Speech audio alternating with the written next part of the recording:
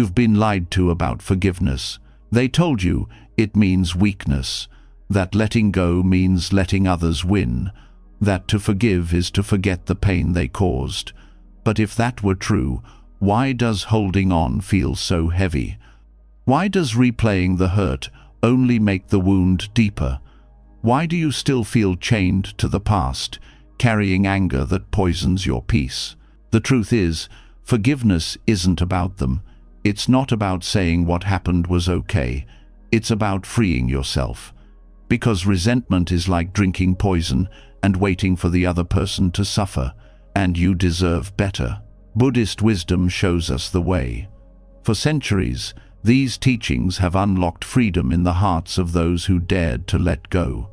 Not by pretending the pain wasn't real, but by seeing it clearly, breathing through it, and choosing release over revenge. Forgiveness is not surrender. It is power.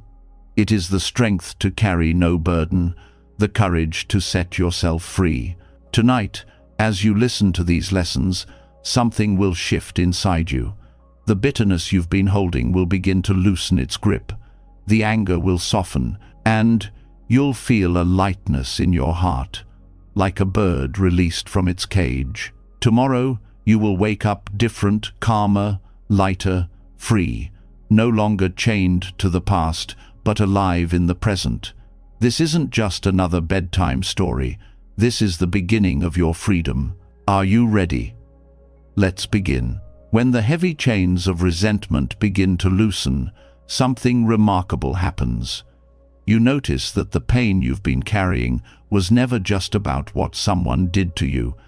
It was about the grip you had on the story, the way you held it close, the way you fed it with your attention again and again. The Buddha taught that suffering is born not only from what happens, but from the clinging that follows.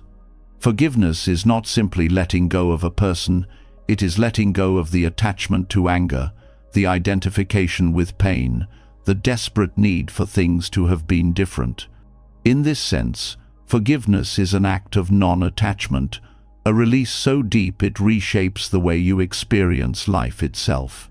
To forgive is to notice that holding on does not protect you, it binds you. Non-attachment is not indifference, it is not coldness, and it is not denial. It is the quiet strength of allowing reality to be what it is, without trying to trap it in the cage of your expectations. When you release resentment, you are practicing the same wisdom the Buddha spoke of under the Bodhi tree, that freedom is found in loosening the grip, in no longer demanding that life conform to your desire. Forgiveness becomes a living expression of this truth. When you cling to resentment, you are clutching a burning coal, believing it defines who you are. You say, "This pain is mine. This wound is part of me." Non-attachment says, "I can see this anger, I can feel it, but I am not it." In that simple shift, the story loses its power. The self, who was betrayed, is recognized as just one passing moment, not the eternal you. Forgiveness arrives when you are willing to let that moment dissolve, to release your grasp on the identity of the wounded one. Non-attachment does not mean detachment. Detachment rejects the world, pushes it away. Non-attachment opens the hands, accepts that everything changes, and allows love and pain to move through without clinging. When you forgive, you are not erasing what happened. You are ending the contract you made with suffering by refusing to clutch it any longer. This is not weakness, it is the deepest form of strength, the courage to face reality without decorating it with endless resistance. Resentment thrives on repetition. The more you replay the story, the tighter you hold it, the more real it feels. Forgiveness interrupts this cycle by refusing to give the story constant attention. Through non-attachment, you begin to see the thought arise, "They hurt me, they wronged me," and instead of grasping it, you let it pass like clouds in a vast sky. Each time you let it go, the hold weakens. Each time you choose release, your freedom deepens. Forgiveness becomes not a one-time act, but a practice of loosening grip, moment by moment. There is a teaching that attachment is like trying to hold on to water. The tighter your fist closes, the less you can hold. In the same way, resentment is liquid. You cannot grasp it without losing yourself. Non-attachment allows the water to flow through your open hand. Forgiveness is the courage to open the hand and allow the stream of life to continue without your resistance blocking it. What once felt like an identity, a reason to stay angry, becomes nothing more than passing current. Many people fear that letting go means the harm was acceptable. But non-attachment is not approval, it is clarity. It says, "What was done was harmful, but I will not carry that harm forever in my own chest." Forgiveness through non-attachment honors truth without allowing truth to harden into a prison. You acknowledge the wound, but you do not keep pressing on it to make sure it still hurts. You see it, you tend it, and then you let the natural process of healing unfold. When resentment is released, you experience the impermanence of all things directly. The story that once seemed solid begins to fade, like a painting exposed to the sun. Anger loses its edge, sadness softens, and peace grows in the empty space left behind. This is non-attachment in action, seeing that nothing, not even pain, is fixed.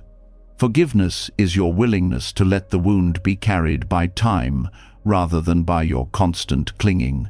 It is the choice to let impermanence do its work. Non-attachment also shifts the way you relate to the one who caused harm. Instead of freezing them into the role of enemy, you allow them to be fluid, changing, just as all beings are. You stop clinging to the fixed story of the one who hurt me, and allow them to be a human being shaped by causes and conditions. This does not excuse their actions, but it frees you from the need to hold them in a cage of judgment. In releasing your grip on their identity, you release yourself from the prison of constant anger. Forgiveness as non-attachment also protects your inner peace. Anger is exhausting. Resentment consumes energy. When you cling, you give your strength away to the past. Non-attachment conserves that energy, allowing you to direct it toward growth, love, and presence. In this way, forgiveness is not only moral or spiritual, it is practical. It returns your life to you. You stop investing in the story of hurt and begin investing in the story of healing. The Buddha taught that clinging is the root of suffering. To forgive is to live that teaching, to see how resentment itself is a form of clinging to the past, to identity, to a sense of control. Letting go is frightening because it feels like stepping into emptiness. But that emptiness is space, and in space there is freedom. Forgiveness is stepping into that space, releasing the past so that new possibilities can breathe. When you practice non-attachment through forgiveness, you also begin to trust life again.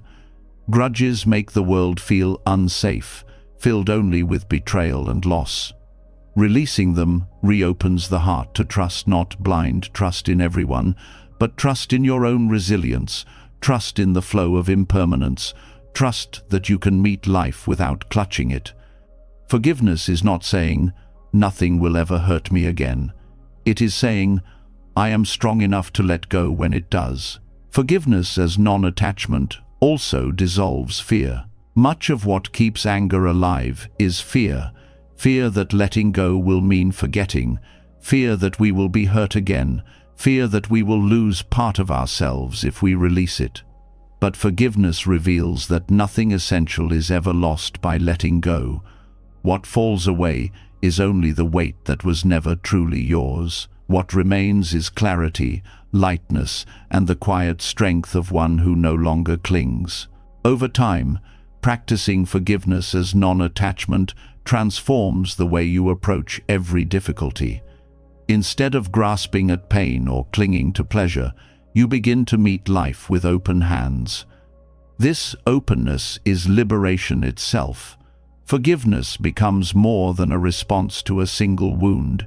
It becomes a way of living, a way of meeting the constant flux of existence without chains. And in this way, forgiveness is not only freedom from the past, but freedom in the present moment, a living echo of the Buddha's teaching that to cling is to suffer, and to let go is to be free. When the hand finally opens and resentment slips away, the heart begins to feel what it is like to breathe freely. Yet the truth is that many times the hand refuses to open. The story of betrayal is replayed, the wound is rehearsed, and the anger hardens into something more enduring. This is where karma enters, not as punishment from outside, but as the subtle unfolding of consequences set in motion by what we choose to hold. Forgiveness is release, but holding grudges is continuation, a cycle that deepens with every thought, every memory, every tightening of the chest. A grudge is never neutral. It is alive, active, and shaping your life, even when you believe you are in control. Anger that is not released becomes the architect of your future, constructing relationships built on suspicion, conversations shaped by bitterness, and choices guided not by clarity, but by the shadow of past injury. The Buddha taught that the mind is like a field. What you plant, you must harvest. If you plant seeds of bitterness, watered by constant rumination, you will find yourself reaping more bitterness, not only toward the one who hurt you, but toward life itself. When anger is stored instead of dissolved, it creates patterns that repeat themselves. A grudge against one person does not stay confined to that person. It leaks into how you hear others, how you react to strangers, how you trust or fail to trust new relationships. The unhealed wound becomes a filter. A soft word sounds sharp, a neutral action feels like betrayal, a small delay feels like rejection. In this way, the karma of grudges is not always obvious. It is subtle, weaving itself into the very fabric of perception, turning daily life into a field of triggers. Unhealed anger also drains the body. Ancient Buddhist texts spoke of anger as fire. Modern science echoes this truth, showing how the body floods with stress hormones when resentment rises, how the immune system weakens, how the heart strains under the constant load. Holding a grudge is like keeping a fire burning in your chest at all times. It consumes your strength, leaving you tired, restless, unable to feel at home in your own skin. This is karma, not as mystical punishment, but as cause and effect, the natural result of carrying poison instead of release. The subtle suffering of grudges also reveals itself in how they fixate the mind on identity. You begin to tell yourself, I am the betrayed one, I am the victim, I am the one who cannot forgive. This identity solidifies, and karma ensures that life keeps presenting you with new events to confirm it. When you define yourself by injury, the world responds in kind. The self clings tighter, the story repeats, and the cycle continues. To release the grudge is to release the story. But to cling is to ensure the story never ends. There is also the way grudges lock you to the past. Every time you replay the offense, you live it again. You keep the wound fresh, never allowing it to scar over. Karma here is repetition, the endless reliving of something that should have passed. While time moves forward, you remain bound to the moment of harm. Days, months, even years later, the pain feels immediate because you have carried it with you, feeding it with thought. Forgiveness ends this repetition. Holding on guarantees it. Grudges also alter how you see the one who harmed you. They become frozen in your memory, permanently cast in the role of enemy. Karma then blinds you to their humanity, to the fact that they too change, suffer, and make mistakes. When you hold them fixed in hatred, you also freeze yourself, unable to see reality as fluid. You carry a shadow version of them in your heart, and that shadow darkens your own life far more than theirs. This is the unseen suffering of resentment. It binds you not only to pain but to illusion. In relationships, grudges breed distance. Even when you are silent about your anger, it radiates through tone, through body language, through the subtle currents of interaction. Others feel the tension even when they do not know its source. Over time, trust erodes, intimacy withers, and connection fades. Karma works not only within you but between you and others, shaping the field of your relationships in ways you may not intend. Holding a grudge also robs you of presence. When the mind is busy rehearsing old battles, it cannot fully enter the moment before it. Joy becomes muted, peace becomes unreachable, love becomes overshadowed. Life is happening here and now, yet your attention is chained to what has already passed. This constant absence is one of the most painful karmic results of resentment. Not only do you suffer from the past, but you also lose the present and blind yourself to the future. Even creativity and clarity suffer under the weight of anger. A mind filled with grudges cannot rest in openness. It circles the same thoughts endlessly, leaving no space for insight, inspiration, or wonder. Forgiveness opens the door to freshness. Resentment closes it, ensuring the mind remains trapped in a narrow hallway with no windows. The karmic result is stagnation, the loss of possibility, the inability to see new paths where they might have appeared. One of the most dangerous effects of grudges is their ability to grow. A small slight, left unchecked, can become a lifelong bitterness. A single wound can expand until it colors every corner of perception. Karma magnifies what is fed. Anger rehearsed once becomes anger rehearsed 100 times. Each rehearsal deepens the groove, until the mind knows no other path but that of returning again and again to the grievance. The small ember becomes a firestorm, not because the offense itself grew, but because you kept breathing life into it. Grudges also influence how you teach others, especially children. A parent who clings to resentment passes that energy along, not through deliberate instruction, but through tone, attitude, and example. Children learn what they see. If they see bitterness, suspicion, and anger, they will mirror it. In this way, unhealed anger does not stop with you. It flows into the next generation, carrying suffering forward into lives that did not even experience the original wound. Karma here is collective, stretching beyond one life into many. Resentment also obscures wisdom. When the mind is filled with anger, it cannot see clearly. Judgments are skewed, decisions are made through the lens of bitterness, and understanding is clouded. The Buddha compared anger to a storm that muddies water. You may hold a vessel of clear water, but once stirred with dirt, you can no longer see through it. Clarity returns only when the storm settles. Forgiveness is the settling of the water. Clinging to grudges keeps it stirred, leaving you blind to the truths that could set you free. The karma of holding grudges is not only about inner suffering, it is also about missed opportunities. Doors that could have opened remain closed because resentment makes you unwilling to step through. Connections that could have been healing are avoided because you assume betrayal will return. Life offers chances for growth, but bitterness blinds you to them.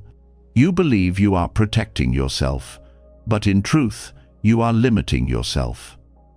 The unseen consequence is a smaller life, a life narrowed by the shadows of old pain. At its deepest level, the karma of grudges keeps you bound to samsara, the endless cycle of suffering. Every act of clinging, every refusal to release, ties another knot in the chain. The more knots you tie, the harder freedom becomes. Forgiveness, through non-attachment, unties the knots one by one. Refusal to forgive adds more links.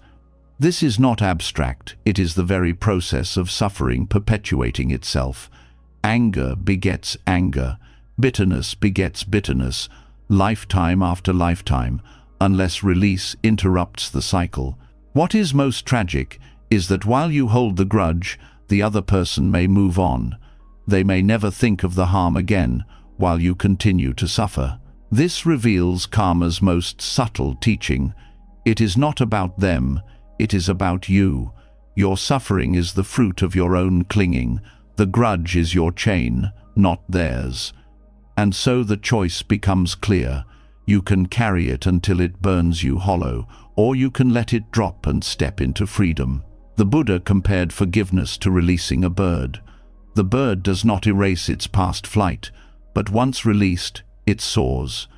To hold it is to trap it, to bind it, to keep it from its nature. In the same way, your heart is meant for freedom. Anger is a cage. The karma of grudges is that you remain locked inside it. Forgiveness is the key. The choice of whether to turn it is always yours. When the truth of grudges reveals itself as a chain you forge with your own hands, the next question naturally arises. What about the wounds that cut so deep they feel impossible to release? There are harms so severe that the very thought of forgiveness feels like betrayal of your own pain. These are not the small misunderstandings or fleeting insults of daily life, but the injuries that fracture trust, that alter the course of a life. In the teachings of the Buddha, this territory belongs to the perfection of patience, shanti, a strength so profound it becomes the ground of freedom itself. To forgive what feels unforgivable is not an act of forgetting or denying. It is the highest expression of courage. Patience in Buddhism is not passive endurance, but active resilience, the capacity to meet suffering without collapsing under its weight. Khanti is described as the ability to withstand harm without hatred, to absorb the fire without letting it ignite your heart. When forgiveness meets the extreme, it becomes a practice of transcendent strength, one that turns pain into wisdom. When someone causes deep harm, the first reaction of the mind is resistance. Anger rises as a shield. Hatred presents itself as power. Yet over time, this defense becomes its own prison. The pain remains, kept alive by the energy of rage. What patience offers is not permission for the harm, but liberation from the harm's shadow. To forgive in these cases is to refuse to allow another's actions to dictate the shape of your life. The grudge keeps you tethered to the wound. Forgiveness releases you into a space where healing can finally take root. The perfection of patience teaches that suffering can be transformed rather than merely endured. In the face of betrayal, loss, or cruelty, patience allows you to step back from immediate reactivity and see the wider picture of causes and conditions. Every action arises from ignorance, fear, or craving. This does not make the harm right, but it reveals that even the one who caused suffering is caught in their own net of delusion. To recognize this is not to excuse, but to understand, and understanding is the soil in which forgiveness can grow. Extreme forgiveness is not about erasing boundaries. It does not mean exposing yourself to harm again or staying silent in the face of injustice. Instead, it is the refusal to let hatred consume your heart. You can walk away, you can protect yourself, you can pursue justice, but you can do all these without feeding the poison of vengeance. This is the paradox of Kshanti. Strength is not found in striking back, but in refusing to let your inner world be ruled by bitterness. There are countless stories in Buddhist tradition that illustrate this power. One tells of a monk who was beaten and mocked by robbers. When asked later how he endured, he said, "I felt pity." for they strike from blindness, and blindness is suffering greater than mine. This is not romanticizing harm, but recognizing that responding with hatred multiplies suffering, while responding with patience transforms it.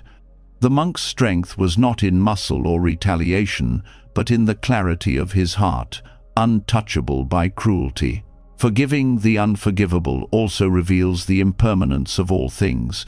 Even the deepest wound does not remain fixed. Anger that once felt eternal eventually changes shape, softens with time, if not continually fed.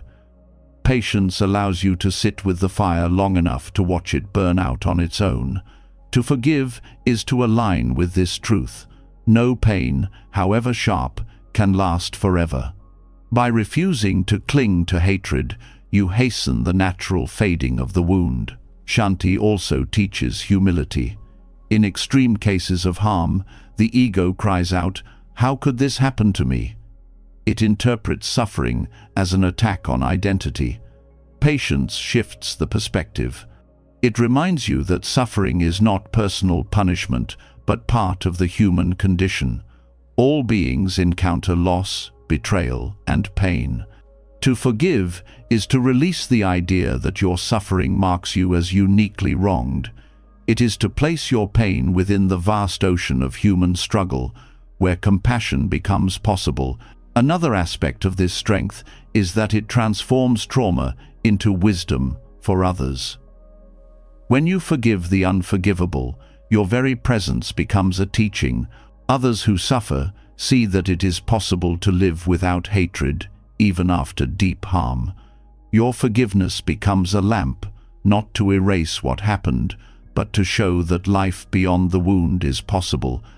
In this way, Shanti is not only for yourself, it ripples outward, healing communities, breaking cycles of vengeance, and planting seeds of peace. In daily life, practicing this level of patience can mean meeting betrayal with clarity instead of retaliation. It can mean sitting with the pain of abandonment without turning it into bitterness toward all. It can mean acknowledging deep loss without letting it poison your love for those still present. Each act of extreme forgiveness is not denial but transformation, the alchemy of pain into strength. The karma of refusing to forgive in extreme cases is endless repetition of suffering, but the karma of forgiving, even when it feels impossible, is liberation. It is the refusal to be bound by the cruelty of others. It is claiming the dignity of your own heart. The one who harmed you may never change, may never apologize, may never understand. But your forgiveness is not for them, it is for you. It is the act of stepping out of their shadow and standing in the light of your own freedom. Patience as perfection also teaches that forgiveness does not happen in one stroke. In cases of deep harm, forgiveness unfolds slowly, layer by layer. Some days the heart resists, other days it softens. The practice is not to force forgiveness, but to return again and again to the intention of release. Each return weakens the grip of hatred, like water wearing down stone. Over time, what felt impossible becomes natural. This is the strength of Kshanti, not speed, but endurance. At its highest, forgiving the unforgivable reveals that there is no solid self to protect, no separate enemy to hate. The one who harmed you acted from ignorance, shaped by countless causes beyond their control. You, too, are not fixed. You are a flow of conditions, ever changing. When this truth is seen deeply, forgiveness is no longer a struggle. It is simply the recognition that clinging to hatred in a world of impermanence and interbeing makes no sense. Patience ripens into wisdom, and wisdom ripens into compassion. To forgive in extreme cases is not to say the wound never mattered. It is to say the wound does not own you. It is to reclaim the sovereignty of your heart from the grip of anger. It is to live the Buddha's teaching that hatred is never ended by hatred, but only by love. This is not love as sentiment, but love as freedom, the unshakable clarity of one who refuses to be broken by harm. This is forgiveness as transcendence, the flowering of kshanti into strength that no cruelty can touch. When the heart learns to release even the deepest wounds inflicted by others, a new challenge quietly arises. How do you forgive yourself? For many, this is the hardest forgiveness of all. The mistakes of the past, the choices you regret, the words you wish could be unsaid, they circle the mind endlessly. You may release anger toward others, but turn the blade inward, punishing yourself for years, even decades. The Buddha's teachings reveal that this relentless self-condemnation rests on an illusion. The belief in a fixed self. When you believe you are one solid, unchanging identity, every mistake feels like a permanent stain. But when you see that the self is fluid, ever-changing, forgiveness becomes not only possible, but natural. The truth of impermanence applies not only to external events, but to who you are. The one who made mistakes in the past is not the same as the one living now. Your body has changed, your thoughts have shifted, your understanding has grown. To cling to guilt is to keep worshipping an image that no longer exists. This is the illusion of a fixed self, believing that the one who erred is still here, still defining you. Forgiveness begins with the recognition that what you are is a stream, not a statue. When you view yourself as permanent, every misstep becomes unbearable. If the self is unchanging, then the mistakes are carved into stone. But Buddhism teaches that the self is a collection of conditions, body, feelings, perceptions, thoughts, consciousness, all arising and dissolving. What you called I yesterday is not identical to I today. The words spoken in anger belong to a self who has already vanished. The choices you regret were made by someone who no longer exists in the same way. To see this deeply is to loosen the grip of shame. You are not condemned by past selves because they have already dissolved. Forgiving yourself requires courage to see guilt for what it is, another form of clinging. Just as holding on to resentment toward others binds you, so too does clinging to self-blame. You may think it is noble to punish yourself, but in truth, it is simply another chain. The Buddha's path invites you to drop that chain, not by denying responsibility, but by recognizing that carrying the weight forever helps no one. When you forgive yourself, you create space to act differently, to live with clarity rather than with a constant shadow of regret. The illusion of a fixed self also distorts the meaning of responsibility. To take responsibility does not mean identifying eternally as the one who failed. It means acknowledging the causes and conditions that led to your actions, learning from them, and choosing differently now. This is responsibility aligned with wisdom, not punishment. When you cling to guilt, you mistake responsibility for self-condemnation. But when you release the idea of a fixed self, you see that responsibility is dynamic. It is about responding skillfully in the present, not chaining yourself to the past. Many people believe that self-forgiveness is selfish, that it excuses harmful behavior. Yet the opposite is true. A person trapped in shame cannot fully serve others, cannot offer genuine compassion, cannot live with an open heart. Self-forgiveness is not indulgence. It is the soil from which true compassion grows. When you forgive yourself, you free the energy that was bound in guilt and redirect it toward growth and care for others. Without this release, you remain too entangled in your own suffering to be of full benefit to the world. The practice of self-forgiveness is also a practice of patience. Just as forgiveness toward others unfolds slowly, so too does forgiveness of yourself. Some days you may feel free, other days the old shame arises again. The practice is not to push it away, but to meet it with awareness. This is guilt. This is clinging. This is not who I am. Each moment of recognition loosens the illusion. Over time, the self you condemned becomes less solid until it dissolves entirely into the stream of impermanence. The Buddha often taught about the river. You cannot step into the same river twice because both you and the water are constantly changing. To understand yourself in this way is to see that the you who regrets is not the same you who acted in the past. The conditions have shifted, the water has flowed on. Clinging to guilt is like standing on the riverbank, insisting the water should have flowed differently. Forgiveness is stepping into the current and allowing life to move forward. Self-forgiveness also reveals the difference between regret and guilt. Regret is healthy. It acknowledges harm and seeks to learn. Guilt, when clung to, becomes destructive, chaining you to identity rather than freeing you for transformation. Regret says, I see the pain I caused and I will do better. Guilt says, I am the pain, I am broken, I cannot be redeemed. The former leads to growth, the latter to paralysis. The Buddha's teachings encourage regret without clinging, responsibility without self-punishment, compassion without illusion. Forgiveness of yourself also requires compassion for your own ignorance.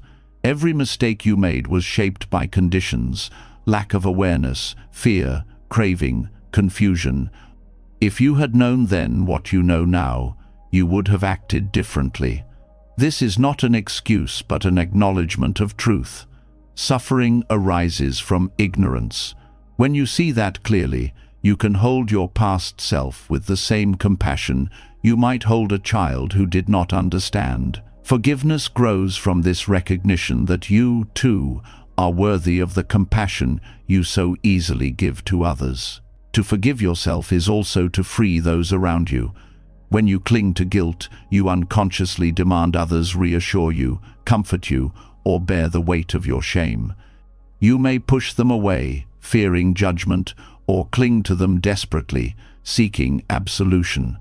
Self-forgiveness dissolves this burden. When you free yourself, you free your relationships. You meet others as they are, not through the filter of your unresolved shame. The illusion of a fixed self also affects how you see the future. If you believe the self is unchanging, you may think, I will always fail, I will always hurt others, I cannot grow. This hopelessness is itself a product of clinging. But when you see that the self is fluid, you recognize that change is always possible. Every breath offers a new beginning. Self-forgiveness aligns you with this truth. You are not doomed by the past. You are liberated by the possibility of the present. Meditation on self-forgiveness often begins with acknowledging the pain honestly. Denial will not bring release. You sit with the memory, feel the guilt, and recognize its weight. Then, instead of feeding it, you breathe with it. You remind yourself, this was a moment shaped by conditions. This was not a permanent identity. Slowly, the sharpness softens. Each breath releases a little of the weight until the memory no longer defines you. This is not forgetting, but transforming, turning a wound into wisdom. Another practice is metta, loving kindness directed inward. Many people find it easy to send kindness to friends, even to strangers, but difficult to send it to themselves. Yet self-forgiveness requires this very act.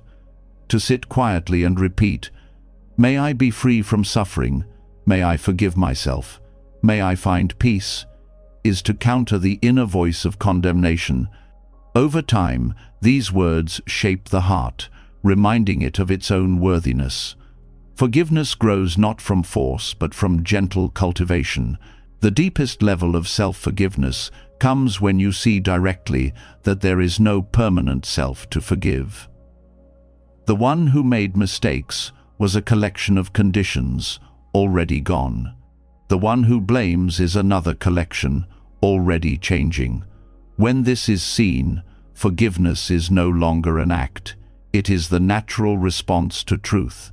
Without a fixed self, there is no one to condemn, no one to carry guilt, only the flow of life learning from itself. In this recognition, the weight drops effortlessly. To live with self-forgiveness is to embody freedom. It does not mean you will never err again, but it means you will not carry errors as eternal chains. You meet each moment fresh, responsible but not shackled, aware but not self-punishing. This way of living transforms how you meet others as well, for when you forgive yourself, you naturally extend the same compassion outward. Your life becomes a mirror of the Buddha's teaching. To cling is suffering. To release is liberation. Forgiving yourself is not indulgence. It is not escape. It is not denial. It is alignment with the deepest truths of impermanence and non-self. It is the courage to release the illusion of permanence and step into the freedom of change. Mistakes belong to a self that no longer exists. Your true nature is not the error, not the guilt, but the awareness that learns and grows from it. This awareness is vast, unbroken, and free. When you rest in that, forgiveness is no longer a struggle. It is simply the natural unfolding of wisdom. When the heart begins to soften toward itself, and the weight of guilt is seen as belonging to a self that no longer exists, a deeper truth starts to unfold. If you can forgive yourself by seeing that the one who erred was only a temporary collection of conditions, then what does this mean for those you still hold responsible? The mind is quick to point a finger, to say, "This is the one who caused my pain." Yet the Dharma teaches that nothing arises alone. Every act, every harm, every mistake is born of countless conditions woven together. To understand this is to see the emptiness of blame. Blame feels simple. It offers clarity in the midst of pain. It says, "There is the villain, and here is the victim." But this simplicity is deceptive. Dependent origination shows us that nothing exists by itself, and no action comes from a single cause. The words that wounded you were not born in isolation. They were shaped by that person's upbringing, their fears, their own wounds, and the circumstances pressing on them in that moment. The conditions stretch back further than memory, parents, culture, history, even the fleeting emotions of that day. When seen through this lens, blame dissolves. There is no single person to condemn, only a web of causes unfolding. This does not mean harm is unreal or that pain is dismissed. It means that to hold one person solely at fault is to ignore the vast network of conditions that gave rise to their action. You may say they should have known better. But knowledge itself is a condition arising from what one has been taught or denied. You may say, they chose this, yet even choice is shaped by perception, which is conditioned by endless past experiences. The more deeply you look, the less you can find a single, isolated doer. The act exists, the pain exists, but the solidity of blame begins to fade. Seeing the emptiness of blame does not excuse cruelty. It transforms how you relate to it. Instead of pouring all your energy into condemnation, you open space for understanding. Understanding does not erase accountability, it deepens it. When you see that harm arises from conditions, you also see what conditions must be changed to prevent its repetition. Blame locks the story into good and evil. Understanding opens the possibility of transformation. When you cling to blame, you also cling to the illusion of a fixed self in the other. You freeze them in the moment of their worst act and deny them the capacity to change. This freezing harms you as well, for you bind yourself to an image that may no longer be real. To see dependent origination is to see fluidity. The one who harmed you yesterday is not identical to the one before you today. Clinging to blame traps both of you in the past. Letting it go allows both of you the chance to step into the present. Blame also narrows perception. When you label someone as the cause of your suffering, you filter every action through that lens. Even their kindness becomes suspect. Even their attempts at repair are dismissed. The mind interprets everything as confirmation of guilt. This is the karma of blame. It builds a cage around your vision, ensuring you see only what strengthens the story. Dependent origination cracks the bars of that cage. It reveals complexity where blame insists on simplicity. On a societal level, blame fuels cycles of conflict. One group harms another, the wounded group responds with anger, and the chain continues.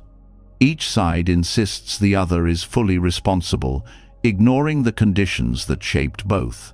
Wars, feuds, and generational wounds thrive on this narrow view.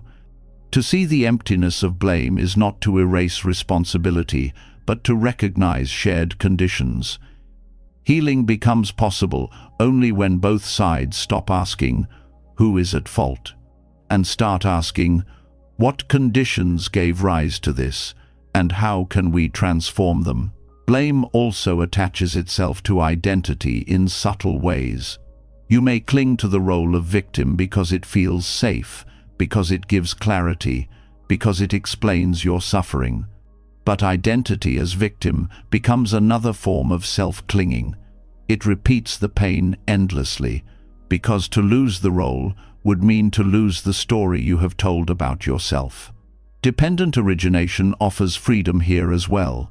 It reveals that even victimhood is not fixed, that you are not bound to the role forever. The conditions that created suffering need not define who you are. In personal relationships, letting go of blame allows genuine connection to re-emerge. When you stop freezing another person as the villain, you can see the fuller picture of who they are: flawed, shaped by pain, but also capable of growth. Blame hardens the heart. Seeing dependent origination softens it. You may still choose distance if safety requires it, but the distance is not poisoned by hatred. It is clarity without the extra weight of bitterness. The emptiness of blame also reveals the futility of vengeance. When you believe one person is entirely at fault, retaliation seems natural. But if their actions arose from countless conditions, striking at them does not undo the causes. The conditions remain, and suffering continues. True transformation comes not from punishment alone, but from addressing the roots: ignorance, fear, greed, anger, delusion. The Buddha pointed always to causes and conditions, because only by shifting these does the cycle of suffering end. On the deepest level, the emptiness of blame aligns with the teaching of no self. Just as there is no permanent self in you, there is no permanent self in the one who harmed you. Their action arose from shifting aggregates, not from an eternal identity. To cling to blame is to insist on a fixed self where none exists. To release blame is to align with reality, as it is fluid, interdependent, empty of solidity. Forgiveness grows naturally in this soil. When you see that there is no single solid doer to hold forever responsible, your grip loosens. You still acknowledge the pain, you still protect yourself from harm, but the hatred fades. You begin to wish not for punishment, but for transformation, for yourself, for the other, for the world. This wish is compassion, born from wisdom. It is the natural fruit of seeing dependent origination clearly. The emptiness of blame is not a denial of justice, it is the refinement of justice. True justice is not simply punishing the actor, but transforming the conditions that gave rise to the act. This is why the Buddha emphasized the ending of causes, not the condemnation of individuals. To heal suffering, you must go deeper than blame. You must see the web of interdependence, the endless chain of conditions, and work skillfully to change them. In your own heart, letting go of blame brings immense peace. Anger may flare, memories may return, but when you remind yourself that nothing arises alone, the fire cools. You begin to see your own suffering not as something inflicted by a single hand, but as part of the great unfolding of causes. This perspective does not erase pain, but it dissolves the sharp edge of hatred. It turns the wound into wisdom. Blame thrives on the illusion of separation. It insists, "You are over there, the cause of my pain, and I am over here, the innocent victim." Dependent origination shatters this illusion. It shows that your life and theirs are intertwined, that both of you are part of a wider net of conditions. This recognition can feel humbling, even unsettling, but it is also profoundly freeing. It invites you to drop the finger-pointing and take up the work of transformation, not of punishing the other, but of shifting the whole web toward compassion and understanding.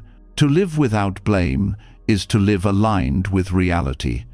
It does not mean tolerating abuse. It does not mean ignoring harm. It means refusing to carry the extra weight of hatred on top of the pain already endured. It means seeing clearly that no one is ever fully at fault, that suffering is shared, and that freedom comes not from condemnation, but from wisdom. When the emptiness of blame is seen deeply, forgiveness ceases to be a struggle. It becomes the only response that makes sense in a world where everything arises together. When the illusion of blame begins to dissolve, what remains is a quiet and unsettling space. If no single person is fully at fault, then how do you respond to those who hurt you? The instinct of the wounded heart is to recoil, to hate, to build walls. Yet the Dharma invites us into something deeper, something that feels almost impossible at first: compassion for the aggressor. This is not weakness, nor is it denial. It is the radical recognition that those who harm are themselves suffering, and that their cruelty is often the echo of their own pain. To see the suffering of the one who caused your suffering requires extraordinary courage. Anger makes them appear powerful, malicious, even invincible. But when you look beneath their actions, you find fear, ignorance, insecurity, and despair. A harsh word is often rooted in someone's own lack of self-worth. Violence is often born from fear and helplessness. Betrayal is often the result of craving or confusion. These conditions are not excuses, but they reveal the truth. The aggressor is not a monster, but a being drowning in their own delusion. Compassion does not mean forgetting what they did, nor does it mean accepting further harm. It means refusing to dehumanize them. When you strip away the layers of hatred, you begin to see that the aggressor is trapped, just as you once were caught in cycles of craving, fear, and ignorance. Their aggression is not strength, it is their prison. To see this is to release hatred, for hatred feeds the illusion of separation. Compassion instead bridges the distance, showing that even the one who harms is bound by the same universal truth of suffering. When you begin to look at the one who harmed you through the lens of compassion, your inner landscape changes. Anger tightens the body, while compassion softens it. Hatred narrows the mind, while compassion opens it. This shift is not for them, it is for you. Carrying hatred poisons your peace. Offering compassion frees you from the constant fire. It transforms the wound from being the end of your story into being the beginning of wisdom. Buddhism teaches that all harmful actions are rooted in ignorance. Ignorance blinds people to their own suffering and the suffering they cause. An aggressor is one who does not see clearly, who acts from delusion. When you look at their actions in this light, you realize that hatred only adds another layer of ignorance.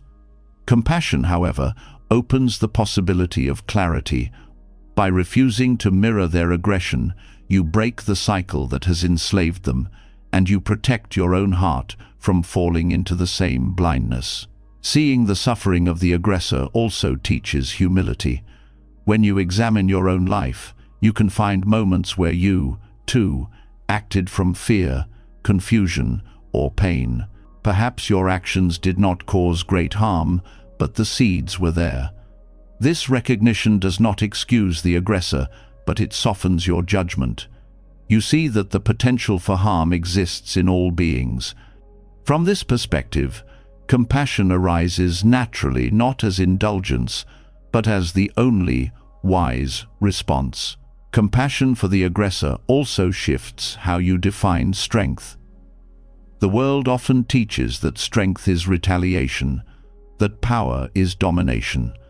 But true strength is the ability to meet harm without becoming hateful.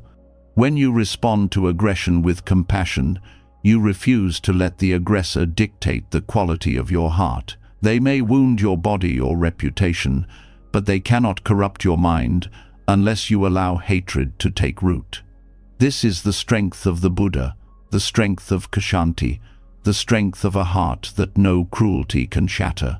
It is important to remember that compassion does not erase accountability. To see the suffering of the aggressor does not mean you deny justice.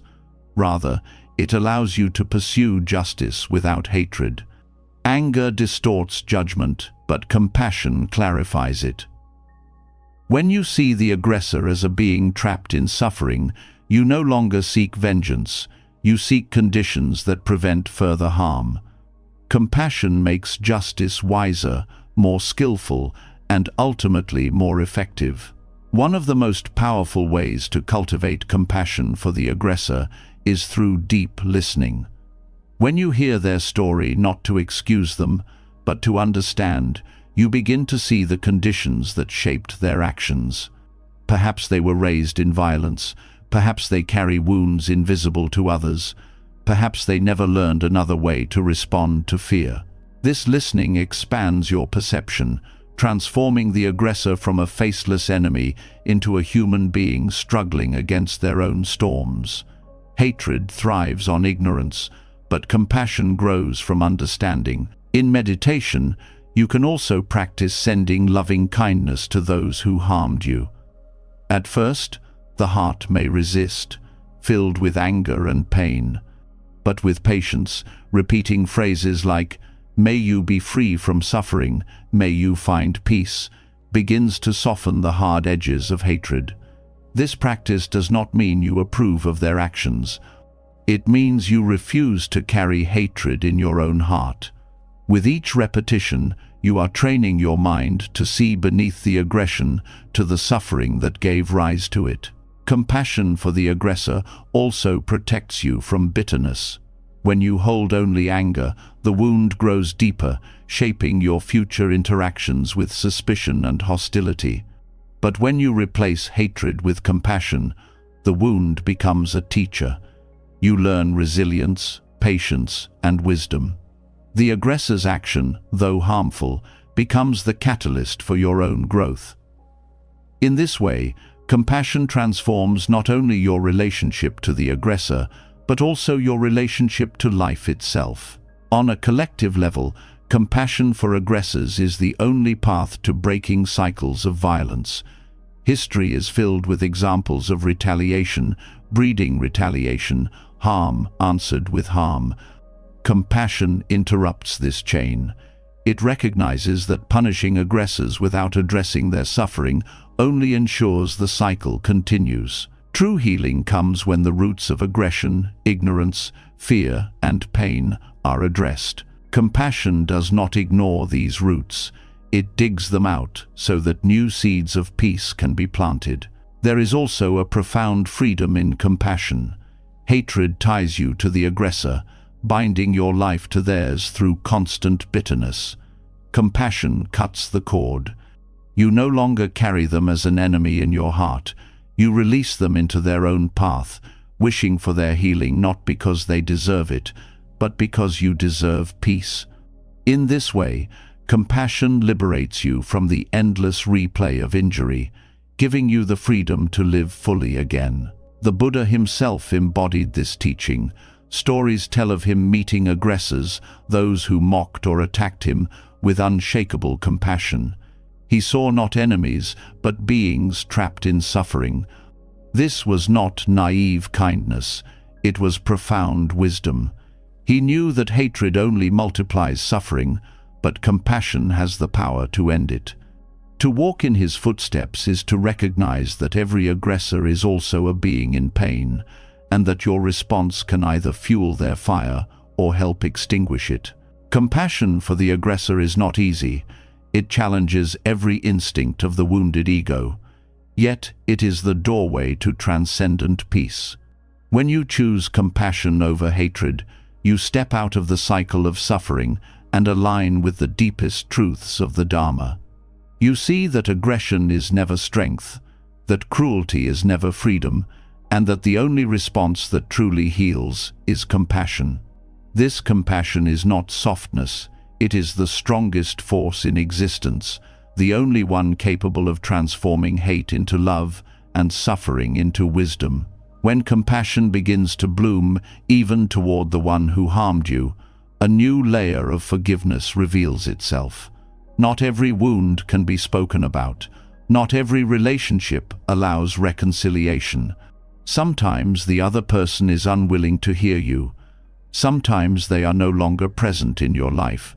And sometimes they have already left this world. If forgiveness required their participation, many hearts would remain chained forever. But the Dharma shows another path, silent forgiveness.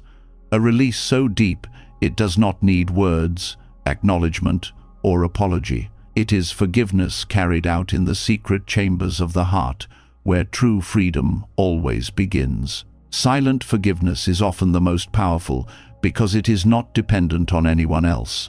When you forgive quietly, you are not waiting for the aggressor to understand, to admit fault, or to change. You are not demanding reconciliation or recognition. You are simply letting go of the poison inside you. This inner release is self-sufficient. It says, "I choose peace, whether or not you meet me there." In this way, silent forgiveness is pure liberation, unshaken by external conditions. Many people cling to pain because they are waiting for the other person to say, "I'm sorry." Yet, in reality, apologies are rare, and even when they come, they may never feel complete. If you hinge your healing on another's acknowledgement, you give them control over your freedom. Silent forgiveness reclaims that power. It allows you to heal without waiting, to step into peace without permission. The aggressor's role ends where your choice begins. Practicing silent forgiveness begins with inner honesty. You do not deny the wound, nor do you pretend it does not matter. You acknowledge the pain fully. Then you recognize that carrying it longer only deepens your suffering. Silent forgiveness is the decision to stop watering the seeds of resentment. It is not a single dramatic act, but a quiet turning away from hatred each time it arises. Each time the memory comes, you breathe, you soften, and you release. Slowly, the grip loosens. One of the strengths of silent forgiveness is that it does not require interaction with the one who hurt you. For those who remain unsafe, toxic, or unwilling to change, this is essential. You do not need to expose yourself again. Forgiveness here is not about repairing the relationship. It is about repairing your own heart. You can close the door on their presence while opening the door to your own freedom. Silent forgiveness makes this possible. It is healing without danger, release without reopening the wound. Silent forgiveness also protects dignity.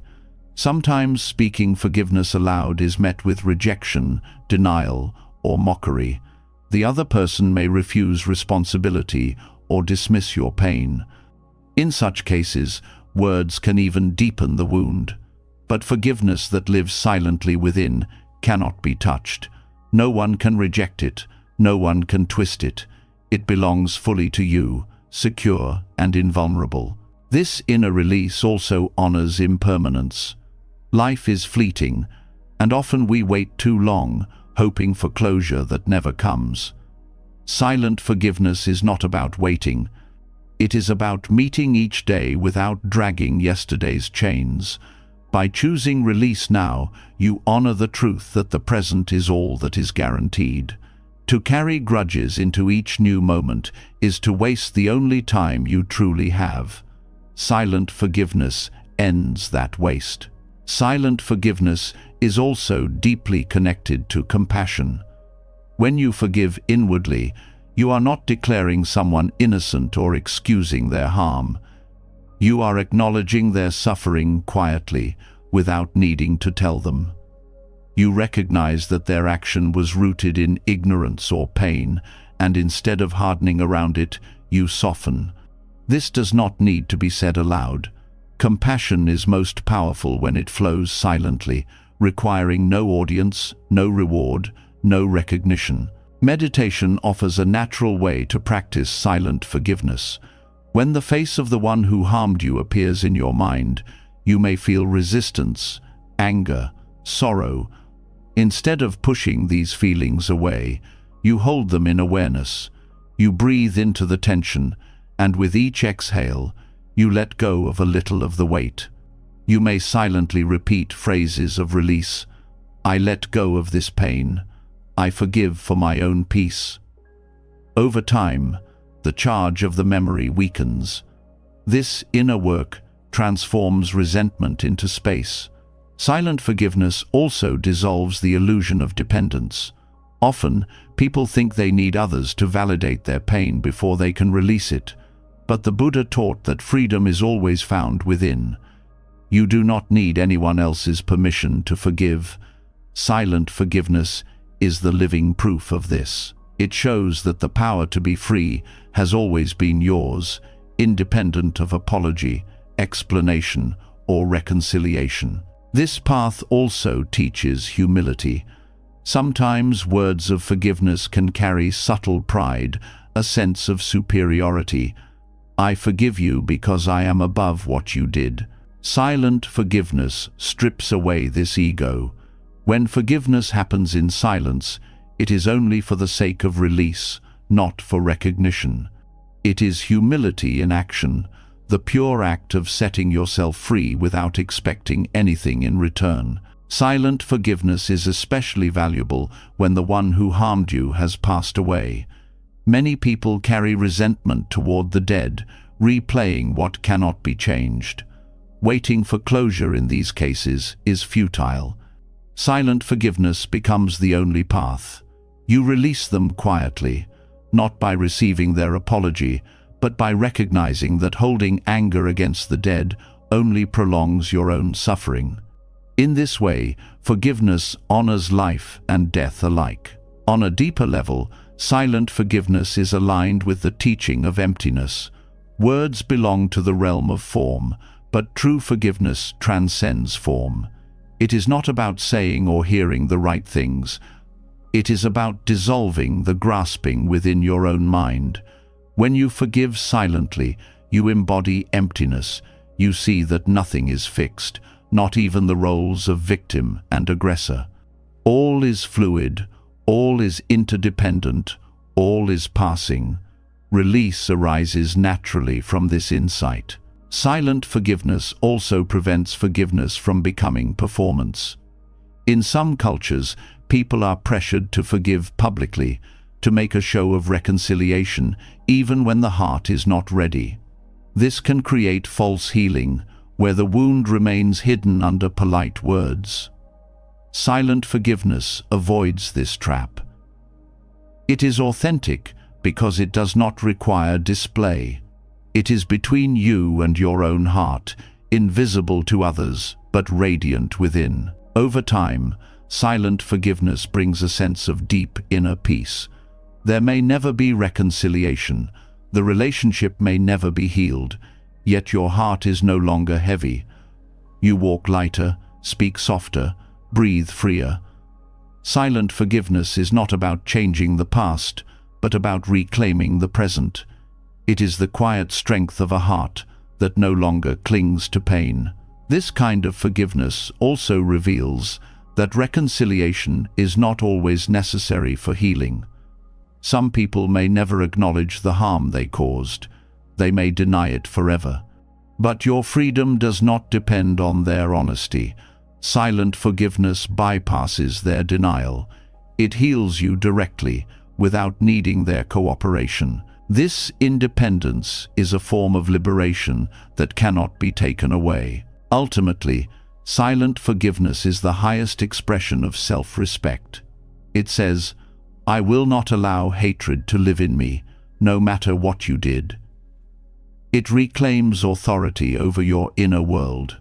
The aggressor may have taken something from your past, but silent forgiveness ensures they do not take your future. It is the ultimate act of reclaiming power, done quietly, without needing to announce it, because the peace itself is enough. Silent forgiveness is not silence born of repression. It is silence born of wisdom. It is the understanding that words are not always needed for release. The heart knows when it has let go, and in that knowing, freedom arrives quietly, invisibly, yet profoundly real. When forgiveness has been practiced silently, without demanding recognition or apology, the heart begins to sense something even greater. Letting go in silence shows that peace is possible even without reconciliation. But there is another layer of meaning hidden within this act. Forgiveness is not only about freeing yourself, it is also about giving something away. In Buddhist thought, generosity, or dana, is the first of the perfections, the foundation of all spiritual growth. To forgive is to give, to offer freedom not only to yourself, but to the one who harmed you. Forgiveness becomes an act of generosity, a gift that transcends words, a gift that requires no wrapping, only courage. When we think of generosity, we often think of material gifts, food, money, time. But the Dharma teaches that the highest form of giving is not always tangible. It is the giving of fearlessness, of kindness, of release. Forgiveness is this kind of gift. When you forgive, you offer the other person release from the prison of your judgment. You give them the chance to exist beyond the shadow of what they did. Whether or not they know it, whether or not they accept it, the generosity of forgiveness opens a door for them. In giving it, you also open a door for yourself. Forgiveness as generosity is radical because it goes against the instinct of the wounded ego. The natural impulse is to withhold, to punish, to keep the other chained by your anger. But in refusing to give forgiveness, you also refuse yourself peace. Generosity interrupts this cycle. To forgive is to give the one thing the ego resists giving: freedom. In that giving, the heart expands. Each act of forgiveness becomes an act of offering, an offering of space, of kindness, of life, unbound by the past. When you view forgiveness as a form of dana, it changes the meaning of justice. Justice is often imagined as repayment, as taking back what was lost. But generosity asks a different question: what can I give, even in the midst of pain? Forgiveness becomes the gift of ending the cycle of retaliation. You give not because the other deserves it, but because giving itself is liberation. In this sense, forgiveness is not weakness, but abundance, the abundance of a heart that can offer release even when wounded. Generosity also transforms the way you see the offender. Without forgiveness, you see only the debt they owe. With forgiveness, you see an opportunity to give. This does not mean erasing accountability or pretending nothing happened. It means shifting from a mindset of scarcity, where every harm must be repaid, to a mindset of abundance, where peace can be offered without losing anything. Forgiveness becomes the gift that multiplies itself. In giving peace, you find peace. There is also a profound humility in treating forgiveness as dana. When you forgive, you are not placing yourself above the other. You are not saying, "I am superior, so I will grant you this favor." Instead, you are practicing generosity as equals. You see that both of you are caught in conditions, both of you suffer, both of you are impermanent beings. Forgiveness becomes not an act of pride, but of shared humanity. It is generosity in its purest form, giving without expectation, without superiority, without attachment. Forgiveness as generosity also frees you from the economy of resentment. In resentment, every interaction feels like a debt ledger. You owe me for the pain you caused. You owe me an apology. You owe me repair. You owe me recognition. While justice has its place, living in this constant economy of owing and repayment is exhausting. Generosity breaks the ledger. Forgiveness says, "I no longer demand payment. I choose to give release." In doing so, you erase the debt, not by denying it, but by stepping outside the system altogether. That is the radical power of dana. It changes the entire framework in which suffering is measured. This form of generosity also affects the collective. In communities, cycles of harm often continue because no one is willing to give release. Each side clings to its grievances, demanding repayment. Forgiveness offered as generosity shifts the cycle. One act of release inspires another, softening hearts, changing the culture of interaction. What begins as one person's inner choice becomes a communal transformation. Forgiveness, practiced as dana, becomes a ripple that extends far beyond the individual. On a more intimate level, treating forgiveness as generosity nourishes your own heart. Every act of giving expands capacity. When you forgive, you train the mind to release rather than cling, to offer rather than hoard. This is why generosity is considered the foundation of Buddhist practice. It shapes the very structure of the heart. Forgiveness is not only for moments of great harm. Each time you forgive a small slight, you are practicing generosity, strengthening the muscles of release, preparing yourself for greater acts of letting go. Forgiveness also embodies the generosity of trust. When you forgive, you are giving the other person the chance to grow beyond their mistake. You may not reconcile, you may keep boundaries, but in your heart, you grant them the space to evolve. This is generosity at its highest level, not only giving what has been asked, but giving what may never be earned. This does not mean naivety. It means refusing to trap another being in the identity of their worst act. It is generosity of vision, the ability to see beyond the wound. Forgiveness as generosity also heals across time. Often, people pass down grudges, teaching children to hate those their ancestors hated. But when forgiveness is practiced as dana, it interrupts the transmission of bitterness. You give your descendants not a burden of anger, but a legacy of peace. In this sense, forgiveness is a gift across generations. It is an offering not only to the one who hurt you, but to everyone who might have inherited your pain. Meditation on generosity can deepen forgiveness. Sitting quietly, you reflect on the harm, and then you shift from the thought of what was taken from you to the thought of what you can give. You ask yourself, can I give peace instead of punishment? Can I give release instead of resentment? This is not denial of harm. It is generosity of spirit, a deliberate offering of freedom to yourself and to the other. With each breath, the gift is given anew. Forgiveness, as dana, also reveals that liberation is not one-sided. In giving forgiveness, you release yourself, but you also offer release to the other, even if they never know it. In your heart, they are no longer bound by your judgment.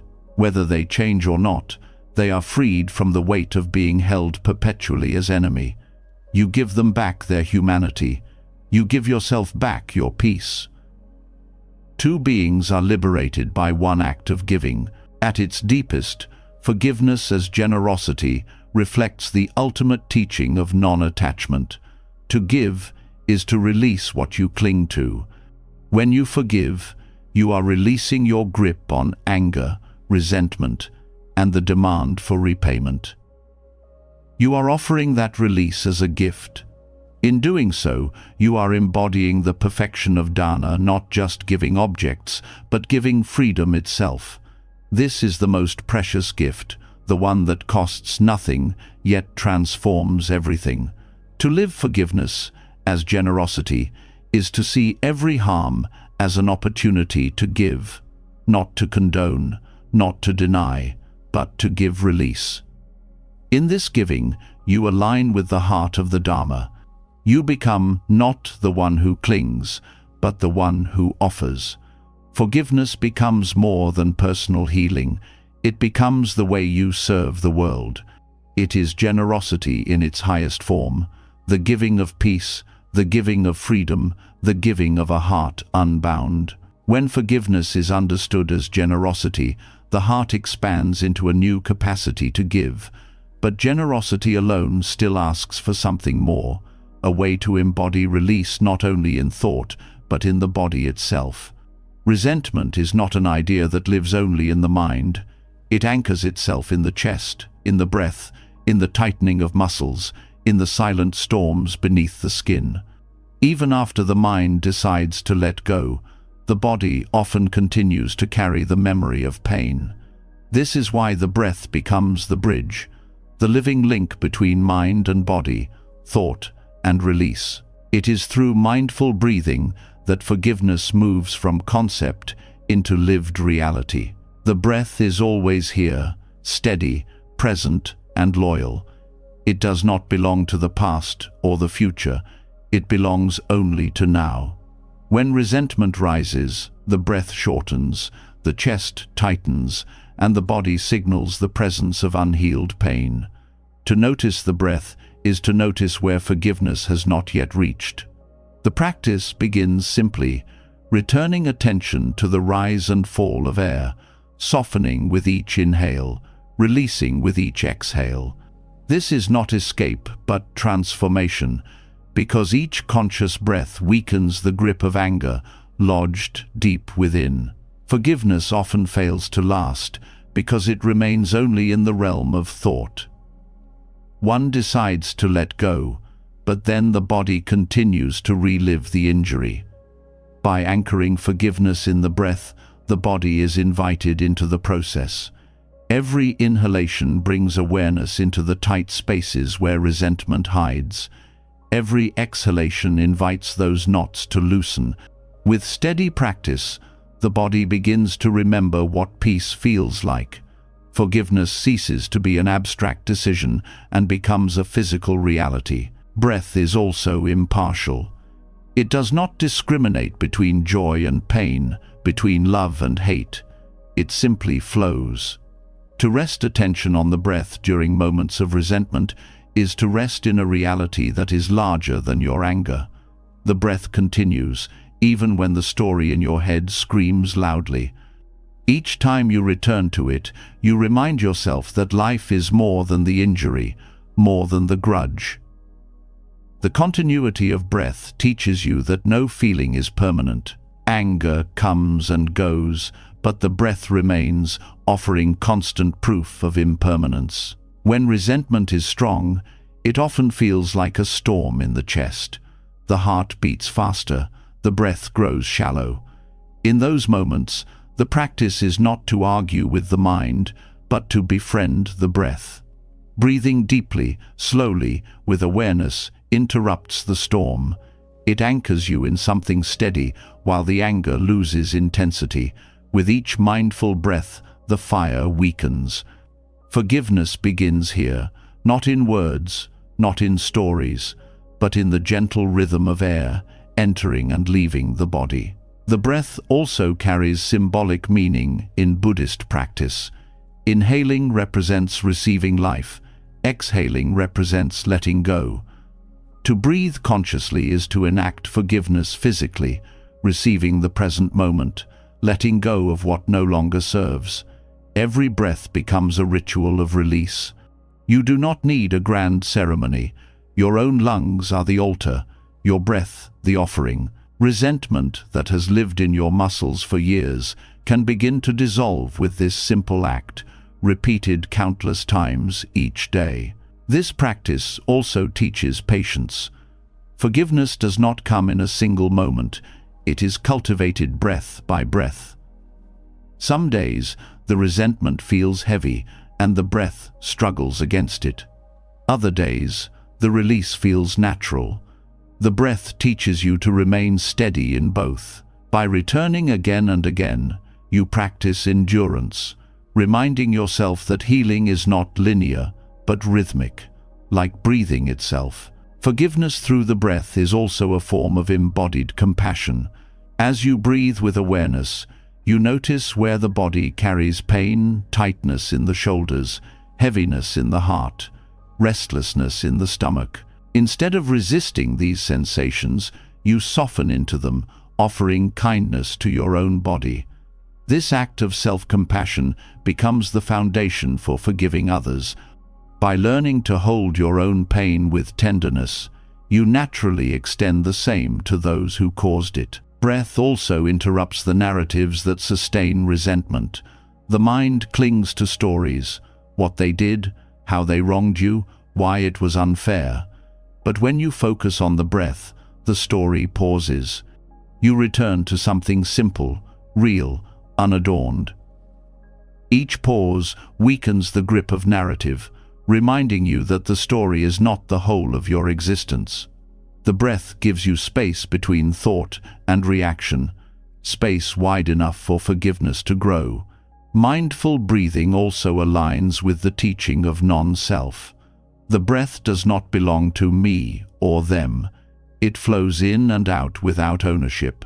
When you rest in the breath, the boundaries between self and other soften. The anger you held as mine becomes less solid. Forgiveness arises naturally in this space where separation loses its sharpness. Breathing together in a sangha, or even silently in solitude, reveals the truth of interbeing. We share the same air. We are sustained by the same rhythm. How then can hatred truly last?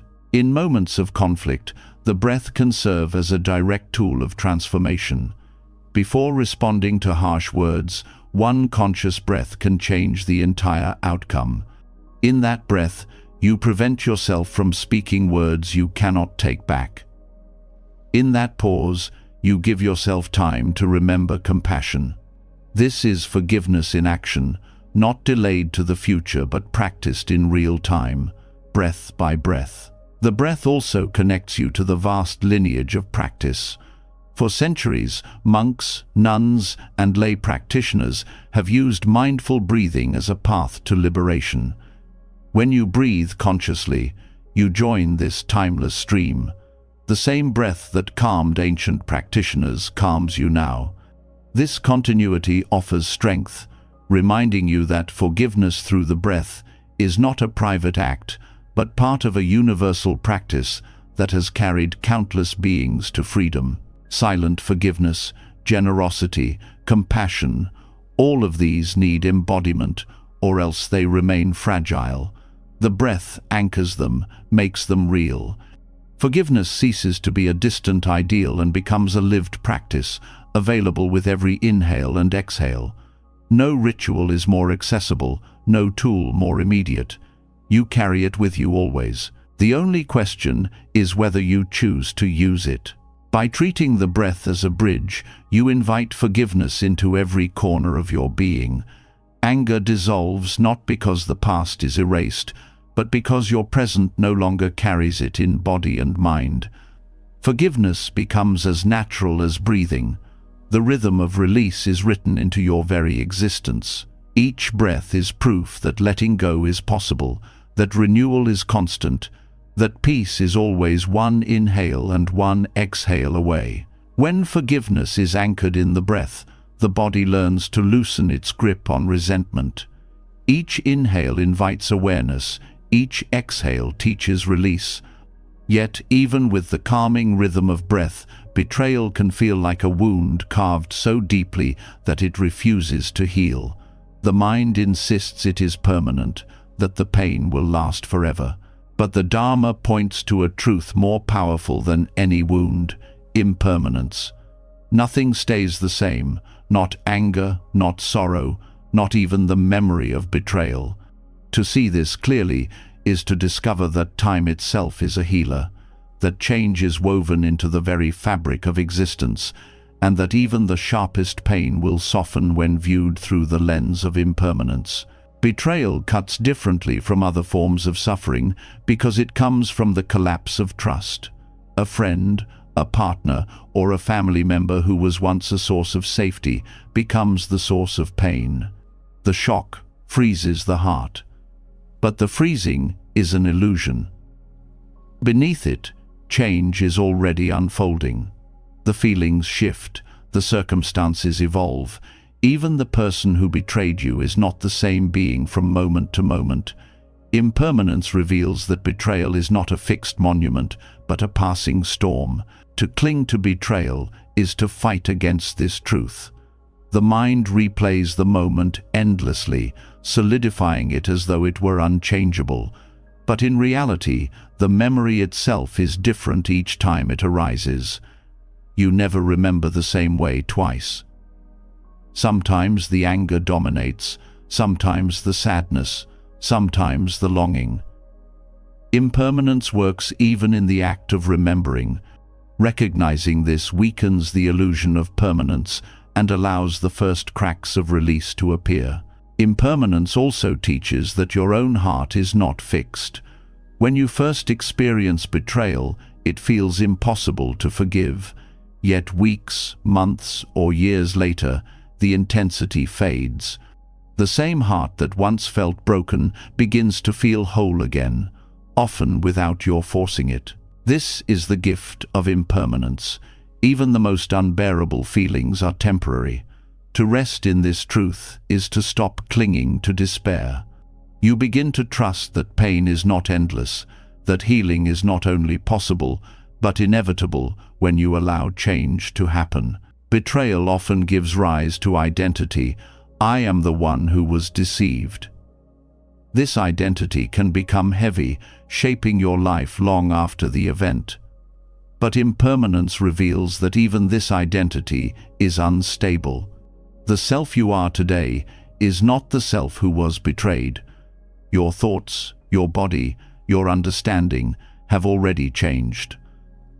To hold on to betrayal as identity is to deny your own transformation. When you embrace impermanence, you allow yourself to evolve beyond the role of victim and step into the freedom of becoming. The teaching of impermanence also brings compassion into betrayal.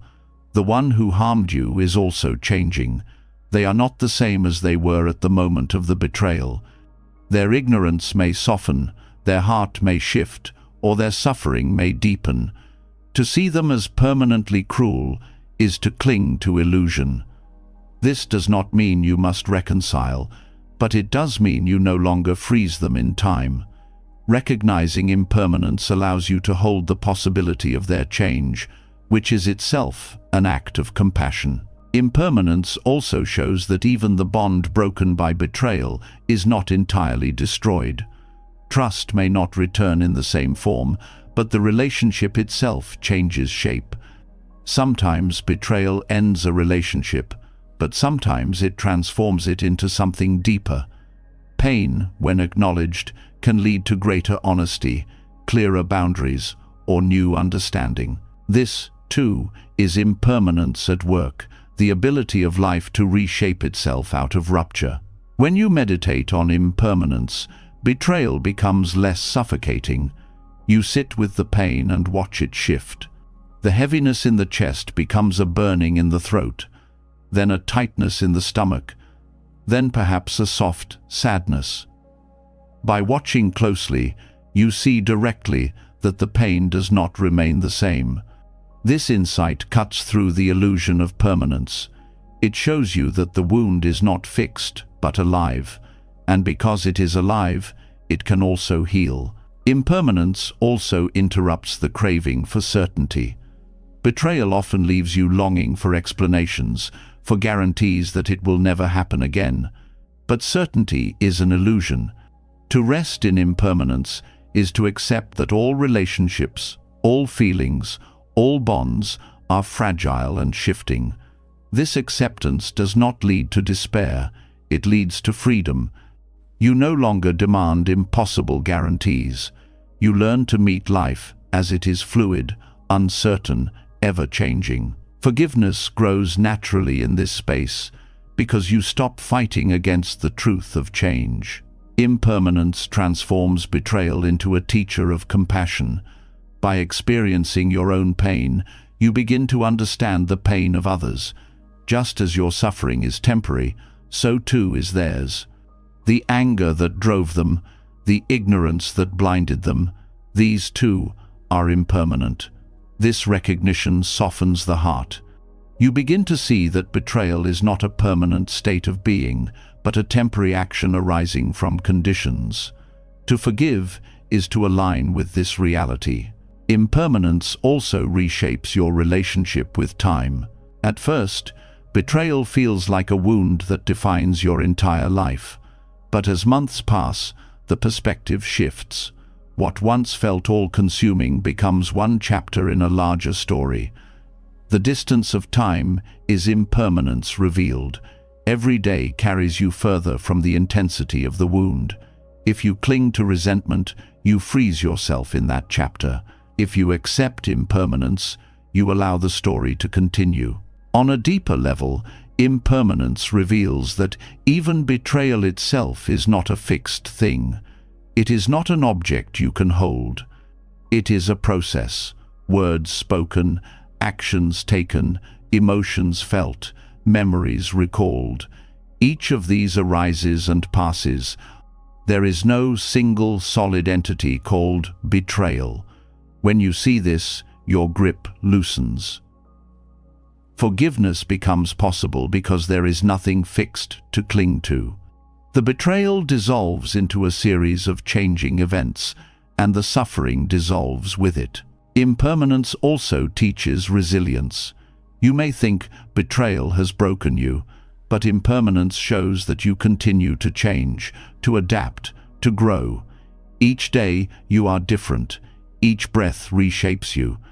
Betrayal is not the end of your story. It is one moment in the unfolding of your becoming. To trust impermanence is to trust your own capacity to rise again. In this way, betrayal itself becomes a teacher of the Dharma. It reveals how clinging creates suffering and how impermanence offers release.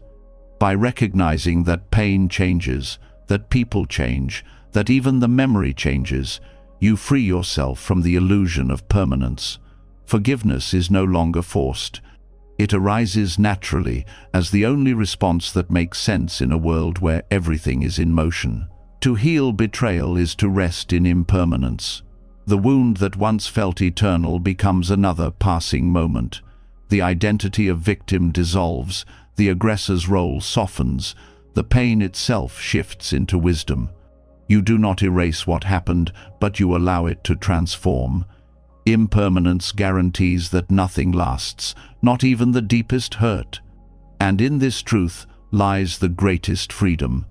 Every betrayal can become the ground for forgiveness, because every wound is destined to change and pass. When impermanence is seen clearly, betrayal loses its power to define you. The wound no longer feels eternal. The role of victim begins to dissolve, and the pain itself reveals its changing nature. But while impermanence soothes the heart with the truth that nothing lasts, there is still another layer to face the raw fire of anger. Betrayal, loss, and injury often leave behind a heat that lingers in the chest. a restless energy that refuses to disappear on its own. Suppressing this fire only burns inward, and releasing it blindly burns outward. The path of forgiveness offers another way: to transform anger into wisdom, to channel its heat into clarity, its intensity into courage, its power into a force that protects rather than destroys. Anger feels overwhelming because it carries energy. This energy is not evil in itself. It is movement, force, vitality. What turns it into suffering is how the mind reacts to it. When clung to, anger becomes hatred, retaliation, or bitterness. When denied, it hardens into shame, depression, or numbness. But when met with awareness, the same energy can be redirected. The fire that once consumed peace can instead illuminate truth. Forgiveness is the alchemy that performs this transformation. The first step is to acknowledge anger without judgment. Many people believe anger must be eradicated or hidden, but denial only strengthens it. The Buddha taught that emotions, like all phenomena, arise from conditions and pass when those conditions change. Anger is no different. To acknowledge it mindfully is to begin to loosen its hold. When you breathe into the fire, you give it space to settle. That space is the doorway through which anger begins to shift from blind reaction into awakened energy. Forgiveness channels anger by refusing to let it choose your actions. Instead of letting the fire dictate harmful words or violent deeds, forgiveness allows you to pause, breathe, and see. In that pause, clarity arises. The anger reveals itself as a signal, a sign that something mattered deeply, that a value was violated, that care was wounded. By seeing this clearly, you no longer confuse anger with hatred. You begin to see it as information, a guide pointing you toward what needs attention. Forgiveness provides the container so that anger's energy becomes insight rather than destruction. When anger is met with awareness, it sharpens perception. The mind becomes alert, focused, alive. In unskillful states, this sharpness cuts blindly, but with forgiveness, it becomes the sword of wisdom, cutting through illusion, cutting through stories, cutting through the fog of delusion. You begin to see not only the pain caused, but also the conditions that gave rise to it. Anger, transformed, becomes the very clarity that reveals dependent origination, the web of causes, the ignorance, the fear that fueled harmful actions. This clarity is wisdom born from fire. Courage also arises from this transformation. Anger carries force, and when redirected through forgiveness, that force becomes strength to act skillfully. Instead of collapsing into passivity or exploding into retaliation, you stand firm with compassion. Forgiveness does not make you weak, it makes you fearless. You see clearly that hatred cannot protect you, but wisdom can. You act not from the chaos of reaction, but from the steadiness of understanding. This courage is not loud or violent. It is the unshakable presence of one who refuses to be ruled by fire. Transforming anger into wisdom also reveals the difference between reaction and response. A reaction is immediate, fueled by emotion, often harmful. A response arises after awareness has been applied, shaped by clarity and compassion. Forgiveness provides the ground for response. When you forgive, you do not deny anger. You hold it long enough for it to ripen into wisdom. Then you act, not to perpetuate harm, but to protect peace. In this way, anger becomes not an enemy, but a teacher, guiding you toward deeper understanding. This transformation also shows in the body. When anger is suppressed, the body tightens, the jaw clenches, the stomach knots. When it is expressed violently, the body surges with tension and fatigue. But when it is met with mindful forgiveness, the body softens, The breath deepens, the muscles relax, and the fire shifts into warmth. This warmth is the energy of vitality, the same energy that can fuel compassion, creativity, and courage. Forgiveness unlocks this potential, turning what once harmed into what now heals. Anger transformed also deepens empathy. When you reflect on your own moments of unskillful anger, you see how it arose from your own suffering, confusion, or fear. This recognition allows you to extend the same understanding toward others. The fire that once fueled hatred now fuels compassion, because you recognize that the one who harmed you acted from the same blind energy you once carried. Forgiveness opens this perspective, allowing anger to dissolve into empathy rather than vengeance. At times, anger feels righteous. It tells you that you are justified, that retaliation is deserved. But forgiveness reveals that righteousness is another form of clinging, another fire that burns the one who holds it. By transforming anger into wisdom, you move beyond righteousness into truth. You see that while the pain was real, perpetuating anger only deepens suffering. The wisdom energy of forgiveness says, "I will act from clarity, not from the intoxication of righteousness." This shift preserves dignity while ending the cycle of harm. This transformation also carries practical benefits for community. In conflicts, anger spreads quickly.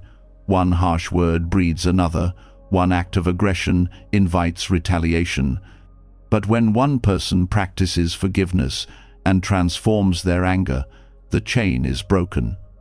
Instead of spreading fire, they spread clarity. This shift influences others, calming the storm and allowing space for understanding.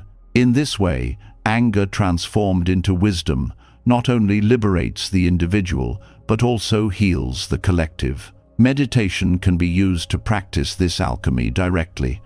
Sitting with the sensation of anger, you focus on the breath, you name the feeling, and you allow it to arise fully without acting on it. Then you turn your awareness toward forgiveness, silently offering release. Over time, you begin to feel the fire shift. Heat becomes energy. Energy becomes clarity. What once felt unbearable becomes a source of strength. This practice trains the mind to meet anger not with fear, but with skill. Ultimately, forgiveness reveals that anger is not your enemy, but a messenger. It tells you what matters. It shows you where your heart is tender. It points to values you hold deeply. Left unexamined, it destroys. Met with forgiveness, it teaches. The wisdom born from anger is sharper than indifference and stronger than denial. It becomes the courage to act with compassion, the clarity to see causes, the strength to endure without hatred. Forgiveness is the channel that allows this transformation. Without it, anger hardens into hatred or sinks into despair. With it, anger becomes wisdom, energy, fierce yet compassionate, strong yet gentle, powerful yet free of harm. This is the fire of awakening. The energy that once consumed you now illuminates the path. In this way, forgiveness is not the extinguishing of anger, but its transformation into the light of wisdom, a light that cannot be dimmed by betrayal, injury, or loss. When anger has been transformed into wisdom energy, its fire no longer consumes you, but instead lights the path ahead. Yet even with this clarity, another danger often arises: the temptation to swing to extremes. On one side lies vengeance, the urge to strike back and use pain as a weapon. On the other side lies suppression, the attempt to bury hurt so deeply that it festers unseen. Neither path brings peace. Vengeance keeps the wound open through retaliation, while suppression poisons the heart through denial. The Dharma offers another way, the middle way, where pain is acknowledged fully, yet not weaponized, where suffering is seen clearly without being allowed to rule, The middle way is not balance in the shallow sense of compromise. It is wisdom in action, the understanding that extremes create suffering. When you move toward vengeance, you believe justice is found in punishment, but in reality, vengeance multiplies the very harm you seek to end. It may offer brief satisfaction, but the cycle of retaliation ensures that peace never arrives. On the other side, suppression appears noble, swallowing your pain, so others are not disturbed, but it robs you of honesty, leaving your heart heavy with what has been denied. The middle way steps between these illusions. It says, acknowledge the wound, feel the grief, allow the anger, but do not let them harden into weapons or chains. Walking this path requires courage. Vengeance often feels powerful, suppression often feels safe. But the middle way is neither the intoxication of power nor the false security of avoidance. It is the strength to remain present with suffering without being controlled by it. To acknowledge pain without feeding hatred is a radical act. It means saying, I see what happened, I feel the weight of it, but I will not let it dictate my life. This is not weakness, it is mastery of the heart. The middle way is also deeply practical. When betrayal or harm occurs, responding with vengeance rarely solves the problem. It often creates new ones. Families fracture, communities divide, inner peace evaporates. Suppression is equally destructive, as the denied pain leaks out in other ways through irritability, illness, or despair. Only by walking between these extremes can you find genuine healing. The middle way does not deny justice, but it refuses to confuse justice with revenge. It does not avoid pain, but it refuses to confuse silence with peace. Practicing the middle way begins with mindfulness. You notice the desire to retaliate, the fantasy of seeing the other suffer. Instead of acting on it, you hold it gently in awareness. You breathe, you name it. This is the wish for vengeance. By recognizing it, you weaken its control. At the same time, you notice the urge to suppress, the impulse to say, it doesn't matter, or I'm fine. You recognize this too, and you resist the temptation to bury it. Awareness becomes the ground where both extremes are seen, acknowledged, and released. The middle way also requires compassion for yourself. Suppression often arises from shame, from the belief that feeling pain is weakness, but to allow yourself to feel is to honor your humanity. The Buddha never taught the erasure of feeling, but the wise holding of it. To sit with grief or anger without drowning in it is to walk the middle way. You give yourself permission to hurt, but you also give yourself permission to heal. Both are necessary steps toward peace. This approach also transforms how you relate to the one who harmed you. Vengeance traps you in their orbit, tying your life to theirs through retaliation. Suppression traps you in silence, tying your life to theirs through avoidance. The middle way frees you from both. You recognize their actions without excusing them. You acknowledge your hurt without magnifying it. You establish boundaries without hatred. In this way, you reclaim your power not through force or denial, but through clarity.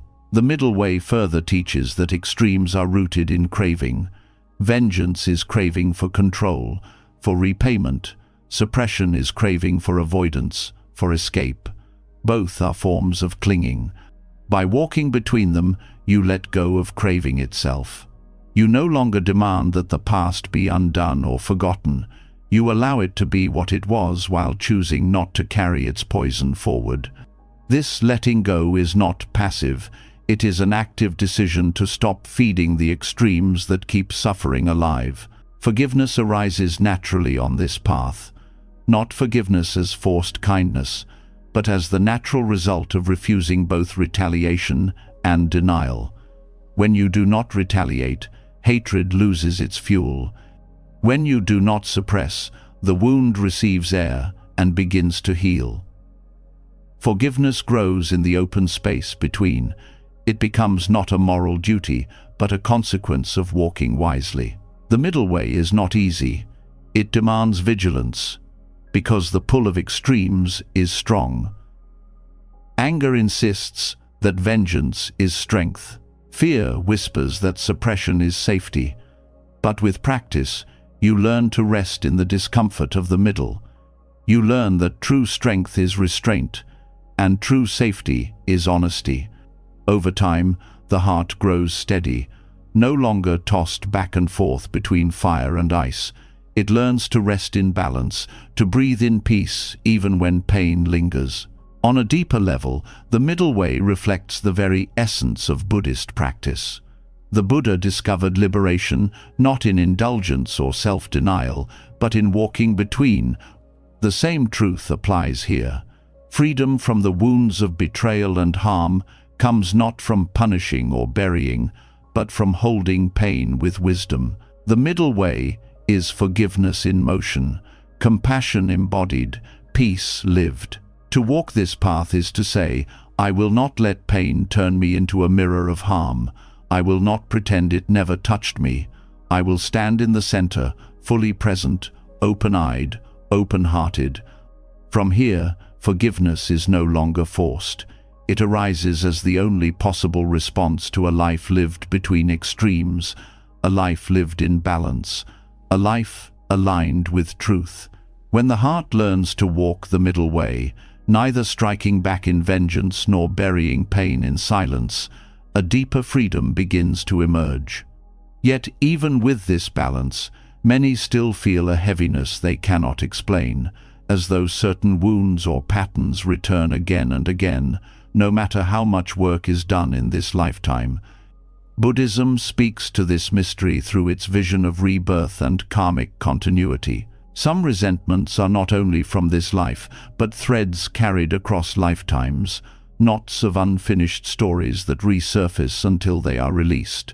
Forgiveness in this light becomes something vast. It is no longer just about healing one moment of betrayal, but about untying karmic knots woven over countless lives. In Buddhist cosmology, every thought, word, and action leaves an imprint. These imprints do not disappear with death, but ripple forward, shaping future existence. Anger carried unresolved becomes a seed that waits for conditions to sprout. Grudges left unhealed find their way into new lives, drawing beings together again and again until resolution is found. This is why certain relationships feel inexplicably heavy or strangely intense, as though the pain is larger than the present. Forgiveness, then, is not only about setting yourself free in this life, it is about breaking chains that could bind you in lifetimes to come. When you forgive across lifetimes, you interrupt cycles of return. The one you hate today may appear again in another form tomorrow, drawn to you by karmic ties. Hatred ensures reunion. Compassion and forgiveness dissolve it. To let go is to cut the cord that would otherwise drag you both into endless repetition. This is why forgiveness is seen as a path not only to peace now, but to liberation itself. It is the unraveling of karma at its roots. Viewing forgiveness in this way transforms your perspective on those who hurt you. Instead of asking, "Why did this person do this to me?" you may begin to ask, "What karmic thread connects us? What unresolved story is being replayed?" This does not mean excusing harm. It means recognizing that the relationship may be older and deeper than you know. Forgiveness in this sense is not just kindness, it is wisdom, an acknowledgement that holding on to anger only guarantees that the story will continue. The teaching of rebirth also expands compassion. If you see that the one who harmed you has been, in another life, your parent, your child, your sibling, your friend, your beloved, then hatred softens. In the endless cycle of samsara, every being has been connected to you in countless ways. The enemy of today may once have saved your life. The aggressor of this life may once have nurtured you with tenderness. To forgive across lifetimes is to remember this vast web of interconnection. It is to say, I will not freeze you in one role. I will release the anger so that we both may be free. Forgiveness across lifetimes also reveals the depth of karmic knots. Sometimes the intensity of anger feels disproportionate to the harm. A small slight triggers overwhelming rage. This may point to unresolved karmic ties. Forgiveness becomes the tool to loosen these threads, even without fully understanding their origin. The act of letting go does not require memory of past lives. It requires trust that release always lightens the karmic load, whether from this lifetime or many before. This perspective also teaches patience. If karmic knots have been woven over lifetimes, they may not unravel instantly. Forgiveness becomes a long practice, an unfolding across years. Each moment of release weakens the knot. Each act of compassion loosens the thread. Over time, the binding dissolves. In this way, forgiveness is not only an act, but a path, a continual commitment to ending cycles of harm that may stretch far beyond what you can see. Forgiving across lifetimes also shifts how you view justice. In ordinary thinking, justice is repayment within one lifetime. But from the Buddhist view, justice is karmic actions bear fruit across lifetimes. Clinging to vengeance in this life only adds more karmic weight.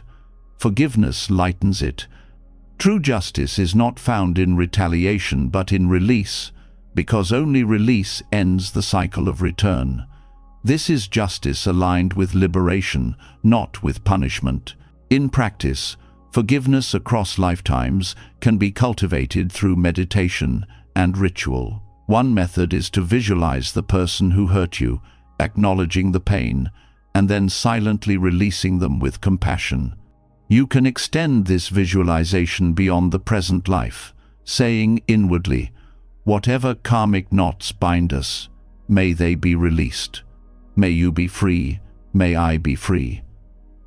With time, this practice changes the texture of your heart. The heaviness lightens, the patterns loosen, and the cycle begins to break. Another method is the practice of metta, or loving kindness, directed not only to those you know now but to all beings across time.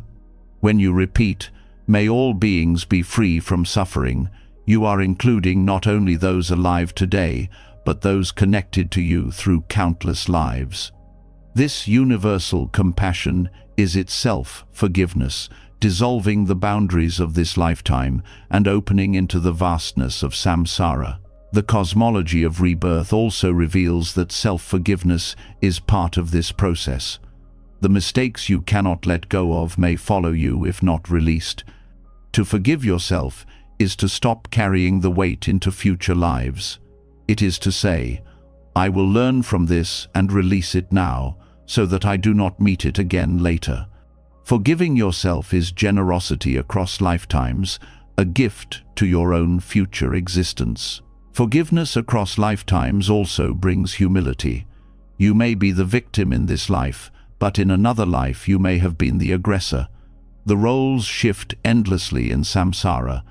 To forgive is to recognize this truth, to see that clinging to anger is clinging to a story that could just as easily have been reversed.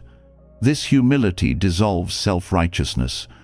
It invites compassion not only for others, but for the great cycle itself. The ultimate lesson of forgiving across lifetimes is liberation. The Buddha taught that samsara continues as long as craving and clinging continue. Hatred and resentment are powerful forms of clinging. To forgive is to cut the bonds, not only with the person in front of you, but with the cycles that pull you both into endless return. Forgiveness here is not small, it is cosmic. It is the breaking of chains that may stretch across centuries, the opening of the heart to a freedom that is timeless. In this way, forgiveness is both immediate and vast. It heals the wound of today, and it unravels the threads of yesterday. It frees the self, you know, and it frees the countless selves you have been. It is the practice of compassion at the widest scale, a generosity that extends beyond this life into lives unseen. To forgive across lifetimes is to align with the deepest truth of the Dharma, that all things are impermanent, all beings are interconnected, and liberation comes when you finally let go. When forgiveness is seen across lifetimes, the act takes on a cosmic weight. It is no longer just about softening the heart in this moment, but about ending karmic ties that might otherwise bind you again and again. To forgive becomes an act of liberation that reaches beyond what the eye can see.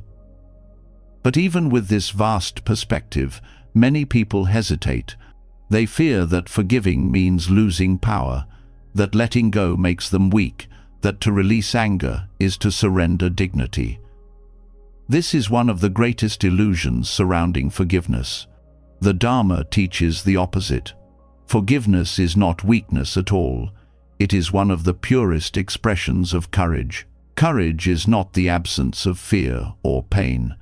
Courage is the willingness to face fear and pain without being controlled by them.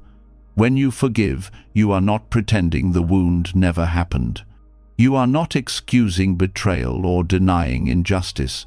You are standing face to face with your suffering, acknowledging it fully, and still choosing not to let it rule you. This choice requires a strength far greater than retaliation, because retaliation is easy. Anyone can strike back. But to forgive when the heart burns for revenge, to release when clinging feels safer, this is true bravery. Forgiveness as courage begins with honesty. It takes courage to admit that you were hurt, that anger and grief still live within you. Suppression is easy, acknowledgement is harder. By naming your pain, you step into vulnerability, and vulnerability is itself a form of strength. The fragile ego avoids such openness, but a courageous heart is willing to face the truth. Forgiveness grows from this honesty, because you cannot release what you refuse to see.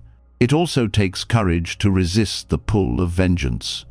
The world often glorifies retaliation, praising those who stand up for themselves by striking back. But vengeance is not strength. It is submission to anger. The courage of forgiveness lies in refusing to let rage dictate your path. You hold your ground, not by harming, but by staying free from the chains of hatred.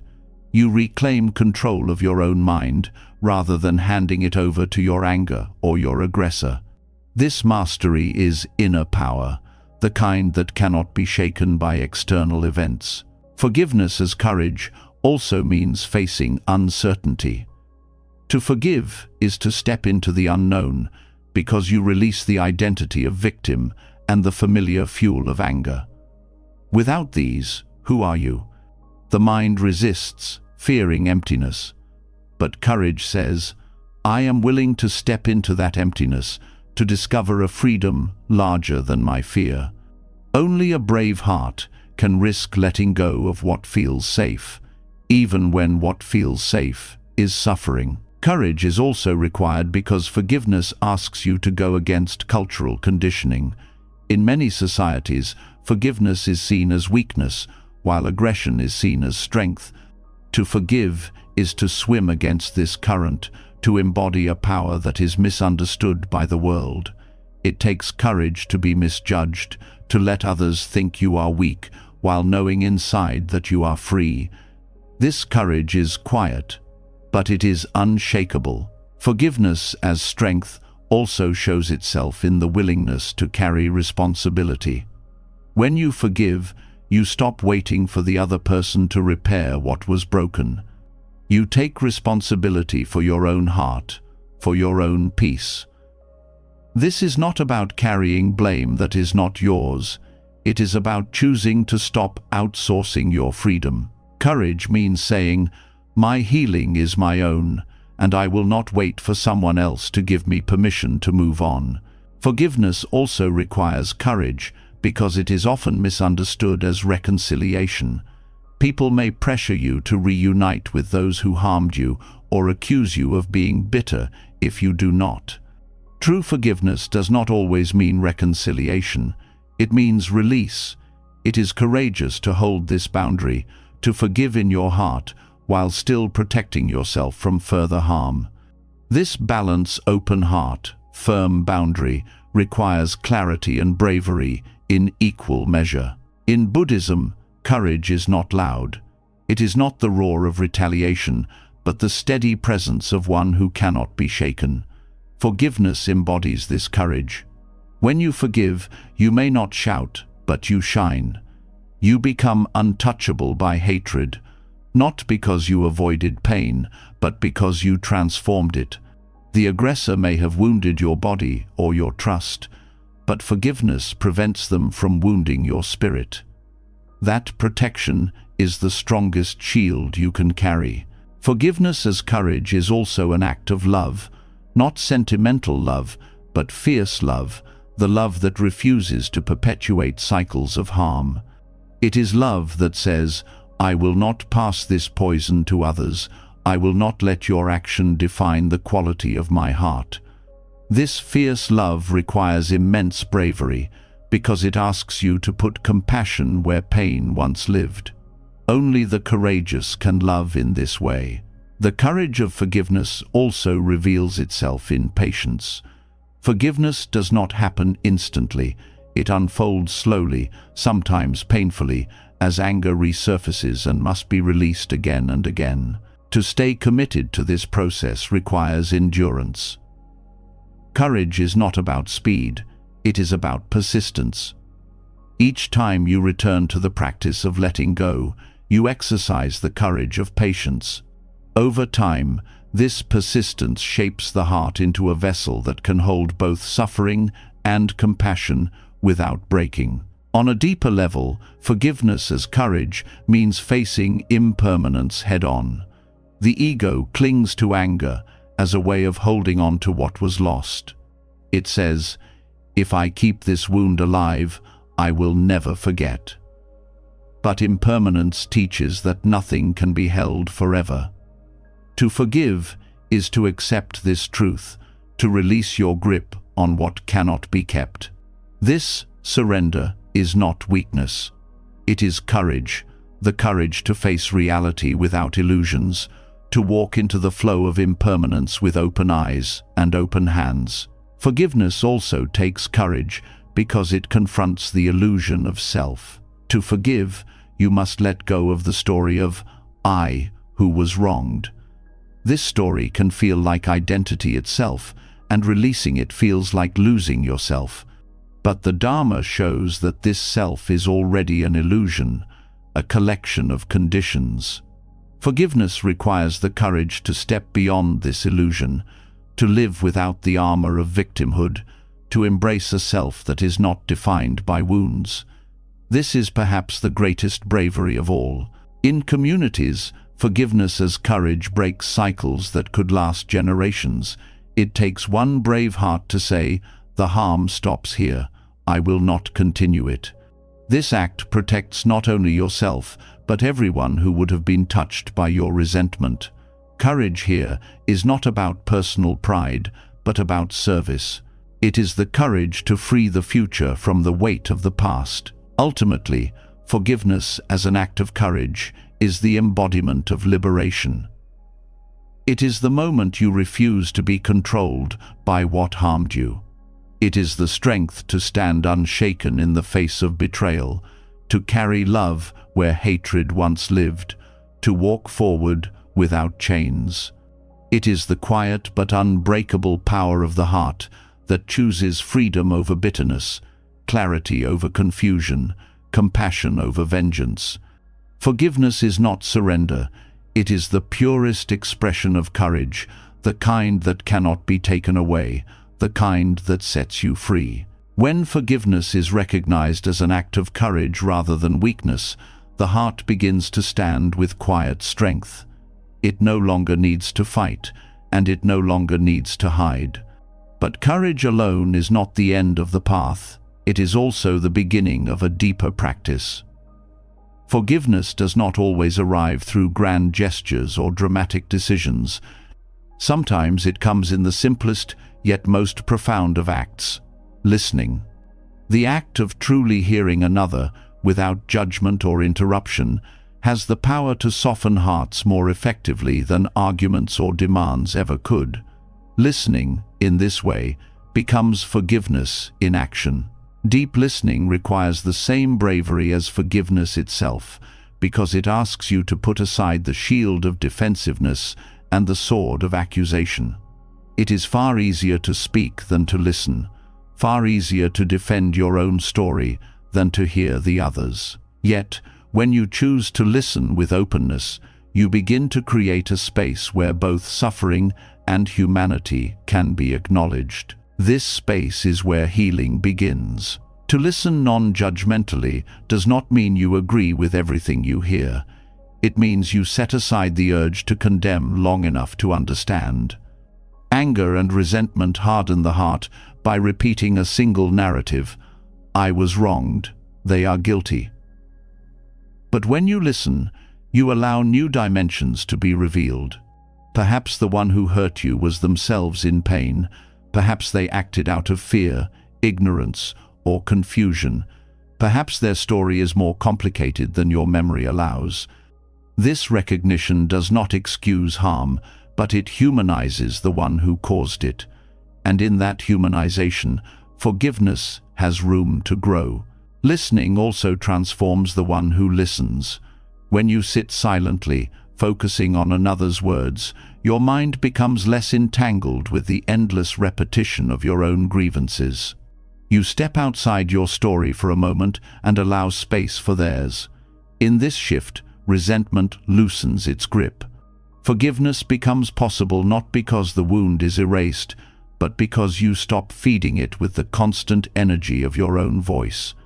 You allow silence and presence to do their work. The practice of listening as forgiveness also strengthens compassion. Hearing another person's pain, even the pain that caused them to harm you, reveals the shared nature of suffering. It shows that aggression often arises not from strength, but from weakness, not from clarity, but from blindness. When you listen deeply, you begin to feel less like an enemy and more like a fellow traveler through the terrain of human struggle. Compassion becomes not an abstract concept, but a lived experience, born directly from the act of listening. This form of forgiveness also works in reverse. Sometimes the greatest gift is being listened to. Many who hold grudges or lash out in anger are desperate to be heard. Their pain, ignored or dismissed, hardens into resentment. But when someone listens without interruption, without judgment, the heart softens. Defenses drop. The walls built from years of bitterness begin to crumble. To listen to another is not only to forgive them, but also to invite them into their own forgiveness. Listening as forgiveness requires patience. The stories you hear may be difficult, the emotions raw, the words harsh. But patience allows you to stay present without reacting. You let them speak, you breathe, you hold steady. In doing so, you demonstrate forgiveness not through declaration, but through presence. You show them, and yourself, that you can remain open even in the face of discomfort. This patience is a living expression of the middle way, neither striking back nor retreating into silence, but staying balanced in attentive presence. In Buddhist tradition, this kind of listening is known as compassionate listening. Thich Nhat Hanh often taught that to listen in this way is to relieve suffering. You do not need to provide solutions. You do not need to correct or argue. You simply offer your attention fully, like a calm lake reflecting without distortion. In this way, listening itself becomes an act of generosity. It is the gift of your presence, the gift of understanding, the gift of forgiveness without words. Forgiveness through listening also prevents misunderstanding from solidifying. Many conflicts are sustained not by the original harm, but by layers of misinterpretation, words twisted, intentions assumed. Silence misread these, feed the fire of resentment. Deep listening clears the smoke. It allows the truth to emerge more clearly, sometimes revealing that the harm was less deliberate than imagined, or that regret was already present but unseen. Even when the wound remains, the clarity itself can be healing. This practice also extends beyond personal relationships. On a societal level, listening becomes forgiveness in action. When groups divided by history and conflict sit together and share their stories. When communities listen to one another with openness, cycles of hatred can be broken. The act of listening acknowledges pain without erasing it, and in that acknowledgement, healing begins. Forgiveness at this level is not abstract. It is lived in the courage of sitting together, hearing each other fully, and refusing to let silence or shouting define the relationship. Listening as forgiveness is not passive. It is active presence. To remain open in the face of pain requires strength. To allow someone to speak their truth without rushing to defend your own requires humility. To hear suffering without judgment requires compassion. Each of these is a form of forgiveness, because each refuses to harden into resentment. Each act of listening is a step toward release, for both yourself and the other. At its deepest, listening dissolves the illusion of separation. When you listen so fully that the other's words echo in your own heart, you begin to feel that their suffering and yours are not entirely different. You recognize into being the truth that no one suffers alone, that all lives are woven together. Forgiveness becomes the natural result of this recognition, because once you see yourself in the other, hatred loses its foundation. To practice listening as forgiveness is to bring the Dharma into daily life. It is to make forgiveness not only a thought, but an embodied act, not only a decision, but a practice. Each time you listen with openness, you forgive a little more. Each time you allow another's story to soften your own anger, you step closer to freedom. In this way, listening is not separate from forgiveness. It is forgiveness made visible, forgiveness lived in action, forgiveness spoken not through words, but through presence. When forgiveness is practiced through listening, hearts soften in ways that words alone cannot reach. To be truly heard, or to offer that depth of attention to another, dissolves layers of resentment and invites compassion to flow.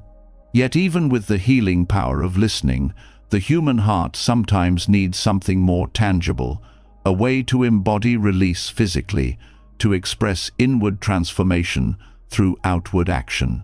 This is where the wisdom of ritual enters. In Buddhism, ceremonies of chanting, bowing, and offering become sacred vessels for letting go. They give form to forgiveness, turning invisible shifts of the heart into visible acts of release. Rituals matter because the body remembers what the mind struggles to hold. Pain and resentment are not only thoughts but sensations lodged in muscles, breath, and posture. A ritual allows the body to participate in healing, weaving forgiveness into movement and sound. To chant is to give voice to release. To bow is to humble oneself before impermanence. To make offerings is to turn clinging into generosity.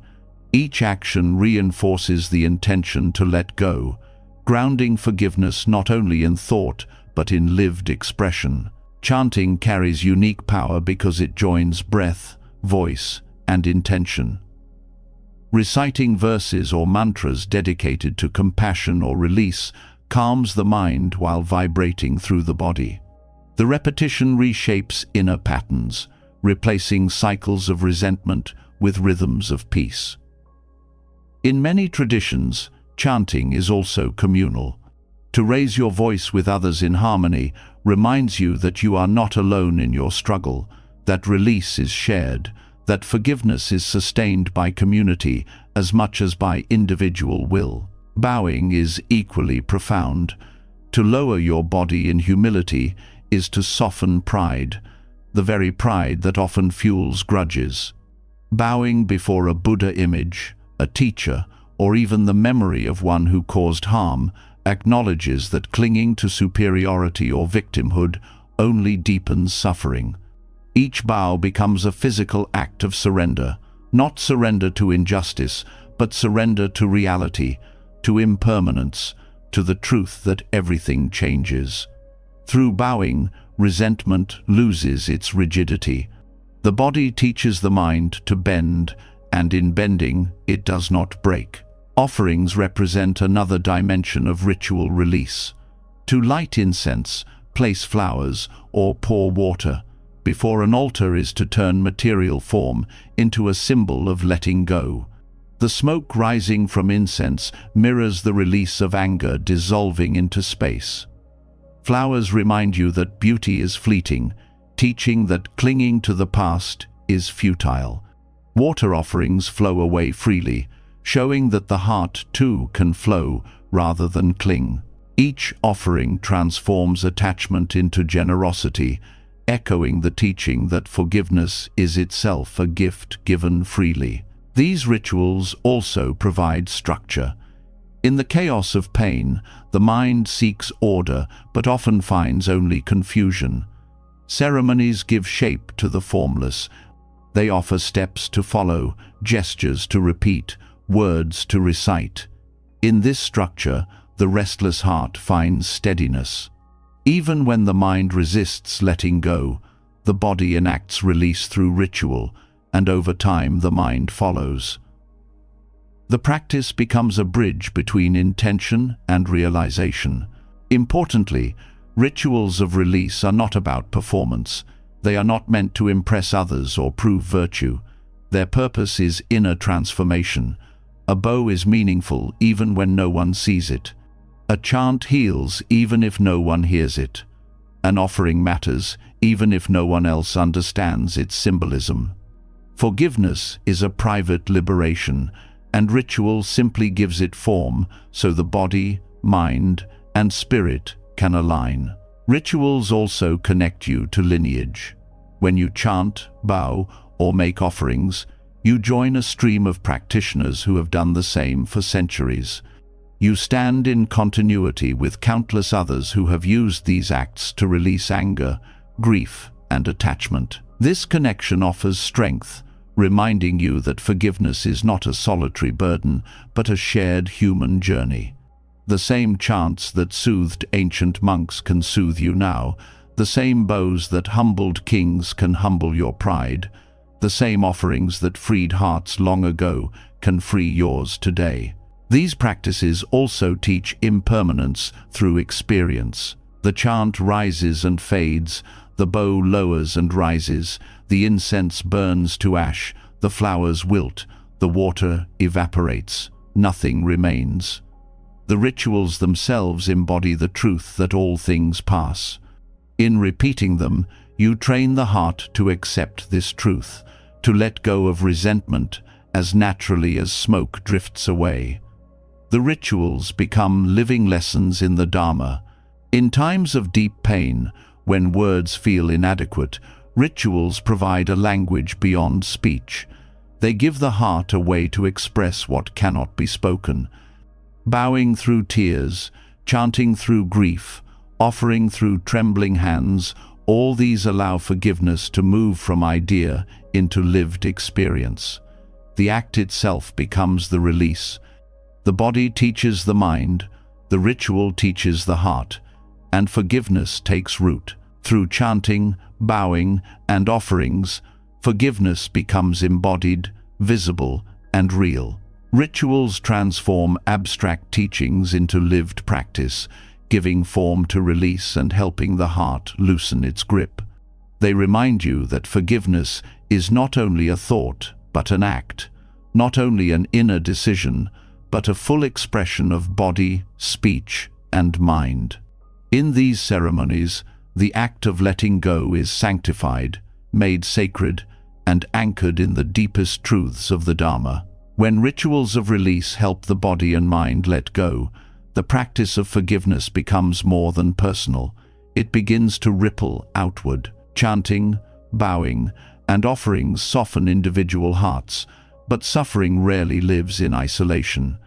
Pain passes from parents to children, from one generation to the next, from entire communities to their descendants.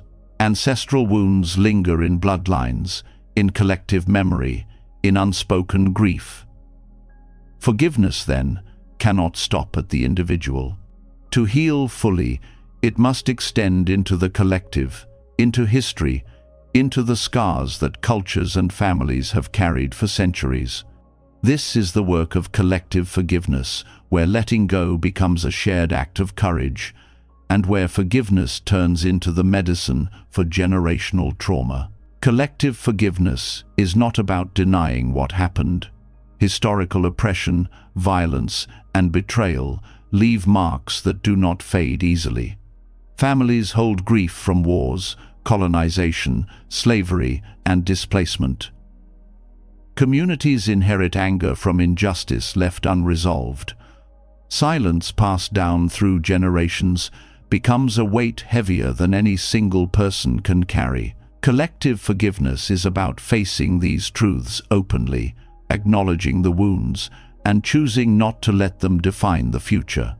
It is the decision to end the cycle of resentment so that the next generation is not forced to inherit the same bitterness. This practice begins with recognition. Healing ancestral wounds requires bringing hidden pain into the light. Many families carry stories that were never spoken aloud, stories of betrayal, exile, poverty, abuse. These silences shape identities unconsciously, creating anger or sadness with no clear source. Collective forgiveness asks us to listen, to uncover, to give voice to what was suppressed. By naming the wound, we begin the process of releasing it. Forgiveness at this level also requires compassion that stretches beyond individuals. To forgive an oppressor or ancestor is not to excuse their actions, but to understand the conditions that shaped them. A colonizer was shaped by greed and ignorance. A parent who repeated abuse was shaped by their own suffering. Historical harms emerge from chains of conditions stretching far back in time. To see this does not erase responsibility, but it loosens hatred. It allows space for healing, for both victims and perpetrators, because both are caught in samsara's endless cycle. Collective forgiveness also lives in ritual and community practice. Just as individual rituals of release give form to inner healing, collective ceremonies give form to shared healing. Communities gather to chant for ancestors, to offer prayers for both victims and oppressors, to honor the dead with compassion rather than vengeance. These rituals create sacred spaces where grief can be expressed, witnessed, and released together. In bowing, chanting, or making offerings as a group, forgiveness becomes embodied in collective action. Ancestral forgiveness also acknowledges that trauma can live in the body. Descendants often carry the stress responses of their ancestors: fear, anger, anxiety, passed through both biology and environment. Forgiveness helps to soften these patterns. By choosing to release resentment, you shift not only your own nervous system, but also what you pass forward. This is generosity across time, freeing your children and grandchildren from chains they never chose. Historical trauma also requires dialogue. Collective forgiveness often involves groups with long histories of conflict sitting together, listening deeply to one another's stories. Just as personal forgiveness can be nurtured through listening, collective forgiveness grows when communities hear each other without judgment. These dialogues do not erase past harms, but create the possibility of moving forward without repeating them. In listening, old enemies begin to see each other as human, each carrying suffering, each longing for peace. Forgiveness at the collective level also means courageously transforming memory. The past must be honored, but it must not be weaponized endlessly. Monuments, anniversaries, and rituals of remembrance can be opportunities for healing when infused with forgiveness rather than bitterness. To remember without hate is an act of profound strength. It allows communities to honor their dead while refusing to imprison the living in cycles of vengeance. This work also requires confronting inherited anger. Many carry resentment on behalf of their ancestors, feeling obligated to keep the flame of rage alive. But true honor for those who suffered is found not in perpetuating anger, but in breaking the cycle. Forgiveness here is a gift to the ancestors themselves, liberating them from the burden of knowing their pain continues to cause harm generations later. To forgive is to say, "Your suffering stops with me, and I choose a future that is free." Collective forgiveness also reveals the power of compassion on a scale larger than the individual. When a community forgives, it shifts the energy of history. The aggressor is no longer frozen in the role of eternal enemy. The victim is no longer trapped in the role of eternal sufferer. Both are allowed to change, to grow, to heal. Forgiveness here becomes a revolution of perception, one that changes not only relationships, but the trajectory of generations. On the deepest level, collective forgiveness aligns with the teaching of interbeing.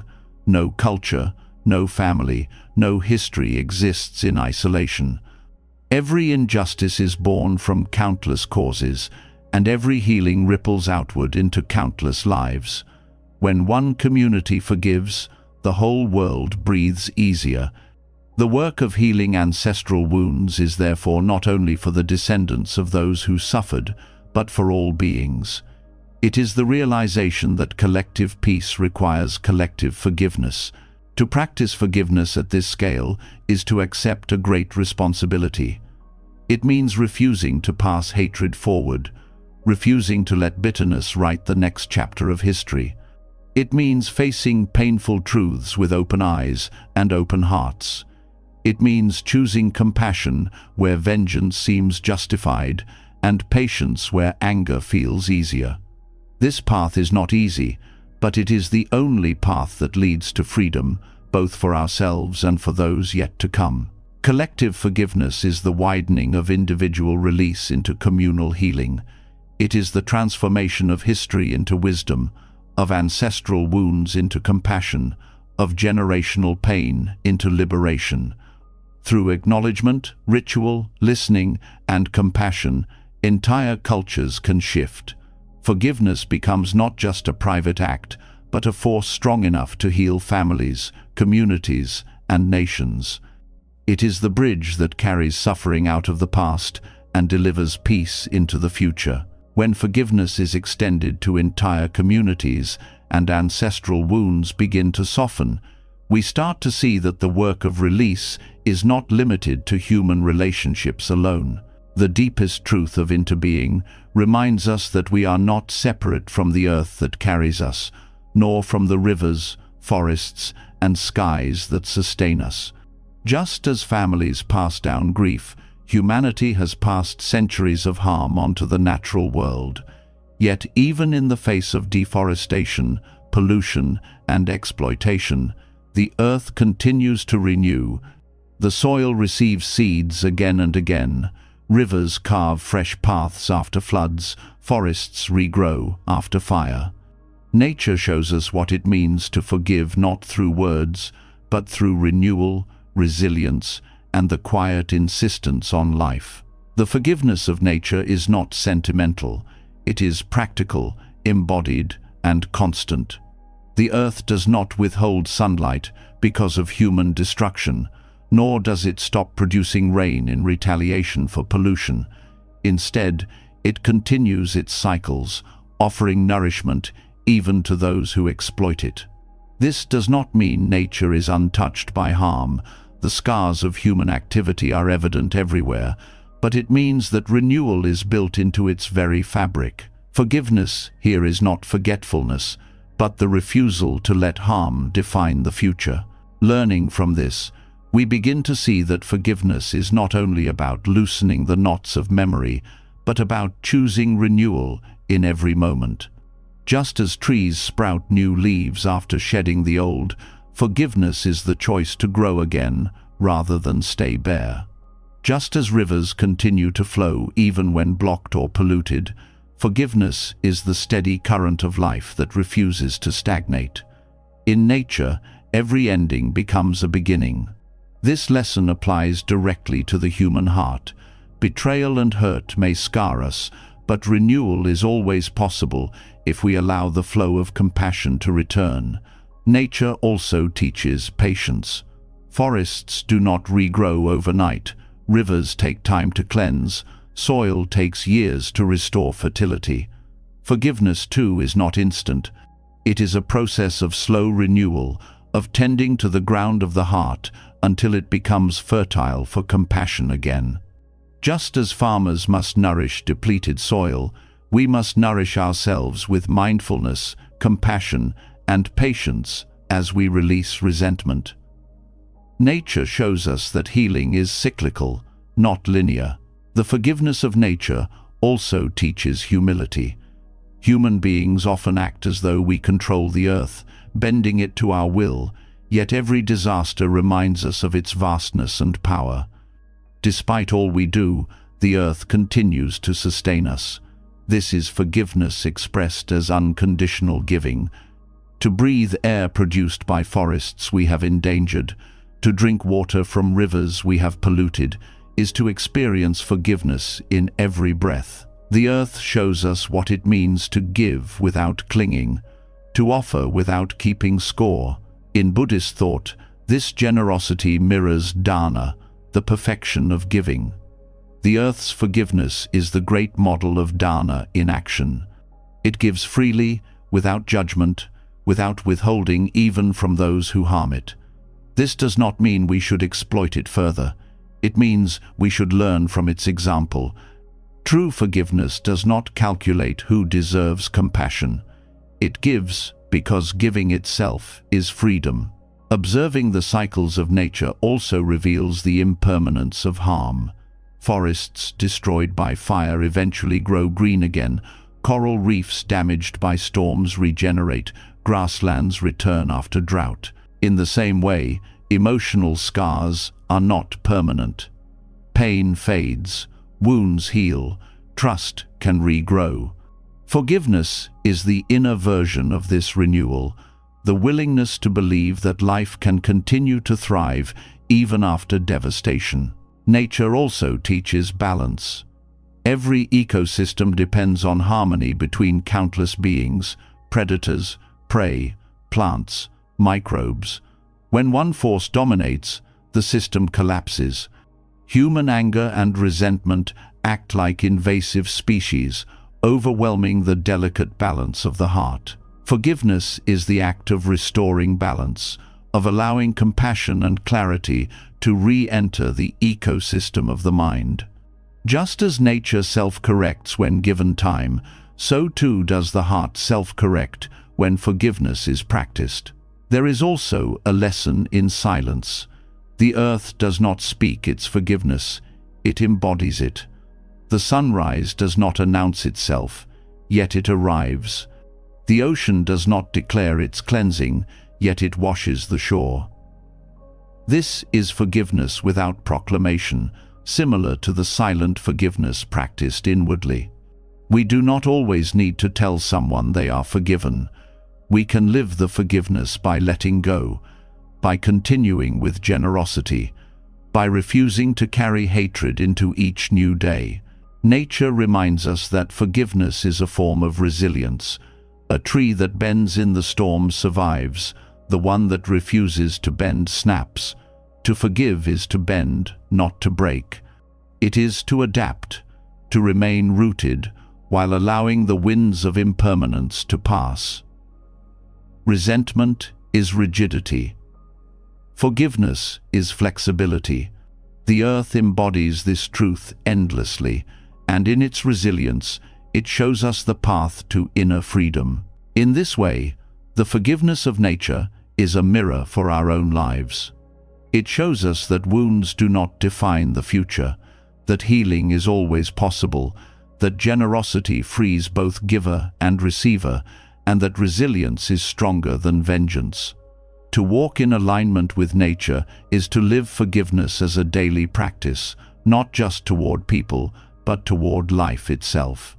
Every breath of air, every sip of water, every moment of sunlight is an invitation to release, to renew, to live as the earth does, always forgiving, always giving, always beginning again. When the forgiveness of nature teaches us how to release and renew without holding grudges, it becomes clear that forgiveness is not only an individual act, but a rhythm of life itself.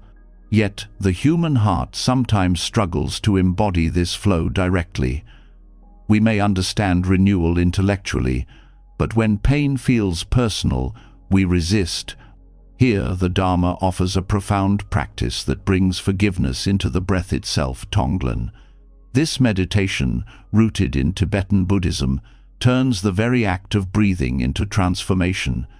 You take in the suffering of others, including those who hurt you, and you breathe out compassion. In this way, resentment is transmuted, pain is softened, and forgiveness is embodied as an energetic act of courage. Tonglen is radical because it reverses the instinct of the ego. Normally, we want to breathe in comfort and exhale discomfort, to take for ourselves and release only what is unwanted. Tonglen flips this pattern. It trains the heart to embrace suffering instead of resisting it, and to respond with compassion instead of anger. When practiced with sincerity, it transforms forgiveness from a mental struggle into a direct, lived experience. Each inhale becomes an acceptance of pain, each exhale an offering of release. At its core, Tonglen dismantles the illusion of separation. When you breathe in the suffering of another, you stop seeing them as enemy or stranger. You recognize their pain as part of the same web of suffering that touches you. By breathing it in, you acknowledge it fully. By breathing out compassion, you offer them the very healing you seek for yourself. Forgiveness here is not an abstract decision, but the natural result of dissolving boundaries. The one who harmed you is no longer only an aggressor. They are also a being in pain. Tonglen also transforms the body's relationship with pain. Resentment often manifests physically: tightness in the chest, shallow breath, tension in the stomach. In Tonglen, instead of resisting these sensations, you breathe into them, allowing them space. You welcome the pain with awareness, and, as you exhale compassion, the body softens. This physical process mirrors the spiritual one. Forgiveness is not forcing pain away, but holding it long enough for it to transform. Forgiveness through Tonglen also prevents resentment from hardening into identity.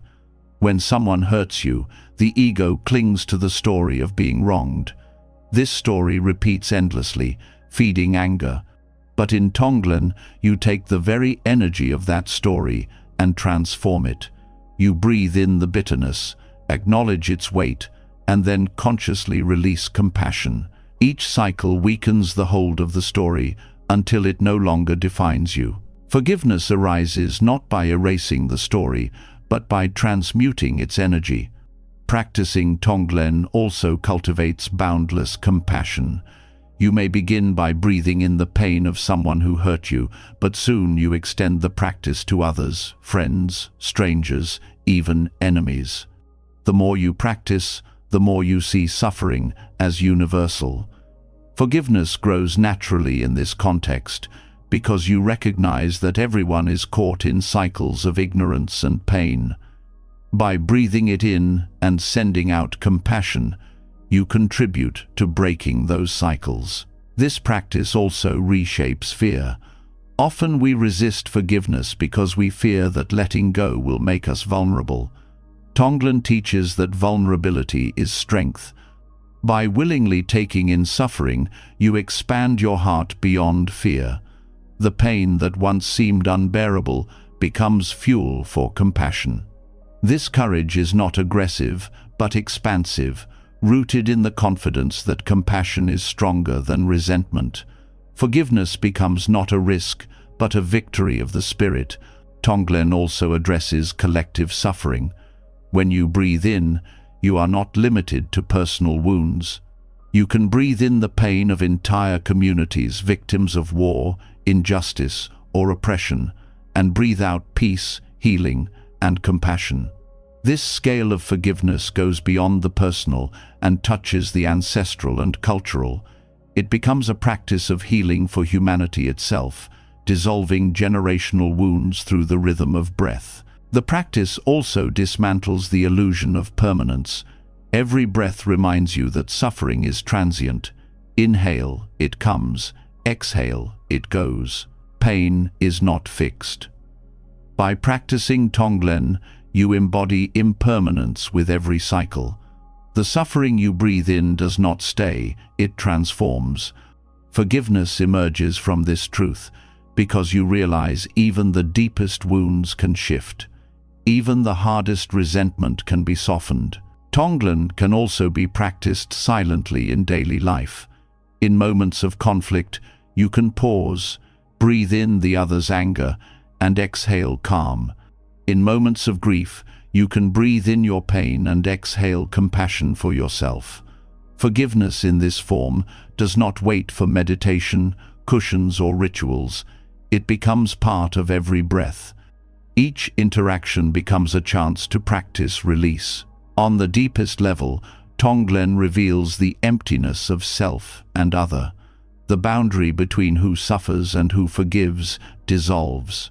You breathe in pain, you breathe out compassion, and in the process, the distinction between giver and receiver fades. Forgiveness becomes not something you do, but something that flows through you. The breath itself carries the release, effortless and continuous. Forgiveness through Tonglen is not about excusing harm. It is about transforming suffering into compassion, anger into clarity, resentment into release. It is the art of taking what would poison the heart and turning it into medicine. This is the true power of the practice. It does not deny pain, it transmutes it. The more you breathe this way, the more natural forgiveness becomes, until it flows as effortlessly as air. By embodying Tonglen, forgiveness ceases to be a struggle between will and memory. It becomes as simple as breathing. Inhale the pain of others, exhale compassion. Inhale the weight of anger, exhale peace. Each cycle dissolves the chains of resentment. Each breath frees you a little more. In this way, Tonglen transforms forgiveness from an idea into a living practice, one that connects you to the suffering and healing of all beings, across time, across space, across lifetimes. When Tonglen turns forgiveness into breath itself, suffering is no longer something to resist, but something to transmute. Each inhale welcomes pain, each exhale releases compassion, and slowly, the sharpness of resentment dissolves into a flow of kindness. Yet, even as this practice softens the heart, there remains another truth to confront. Often, what we struggle to forgive in others is a reflection of what we have not forgiven in ourselves. The people who trigger our deepest resentment hold up a mirror, revealing shadows within that we would rather not face. Forgiveness, then, is not only about releasing the other, but also about seeing clearly the unhealed wounds projected outward. Resentment feels like it points outward. You hurt me. You betrayed me. You are the problem. But when examined carefully, it often reveals an echo of our own pain. A harsh word may wound us, not only because it was cruel, but because it confirms a belief we already carry about ourselves. A betrayal may devastate us not only because of the loss, but because it awakens old fears of abandonment or inadequacy. The shadow is not obvious, but it lingers behind resentment, coloring our perception. Forgiveness in this context is not just generosity toward another, It is the act of acknowledging and healing our own shadow. The Buddha taught that we suffer not only because of what others do, but because of how we cling to the self. The shadow is part of this clinging, the hidden parts of ourselves we refuse to accept. When someone else embodies those traits, we project anger onto them. If we have not accepted our own vulnerability, we despise it in others. If we have not forgiven ourselves for past mistakes, we are quick to condemn others for similar actions. Resentment thus becomes a mirror, reflecting what lies unresolved within. To recognize this is uncomfortable. It takes courage to ask, what part of myself is being reflected in this resentment? Where is the shadow in me? But this honesty is also liberating because it gives you power.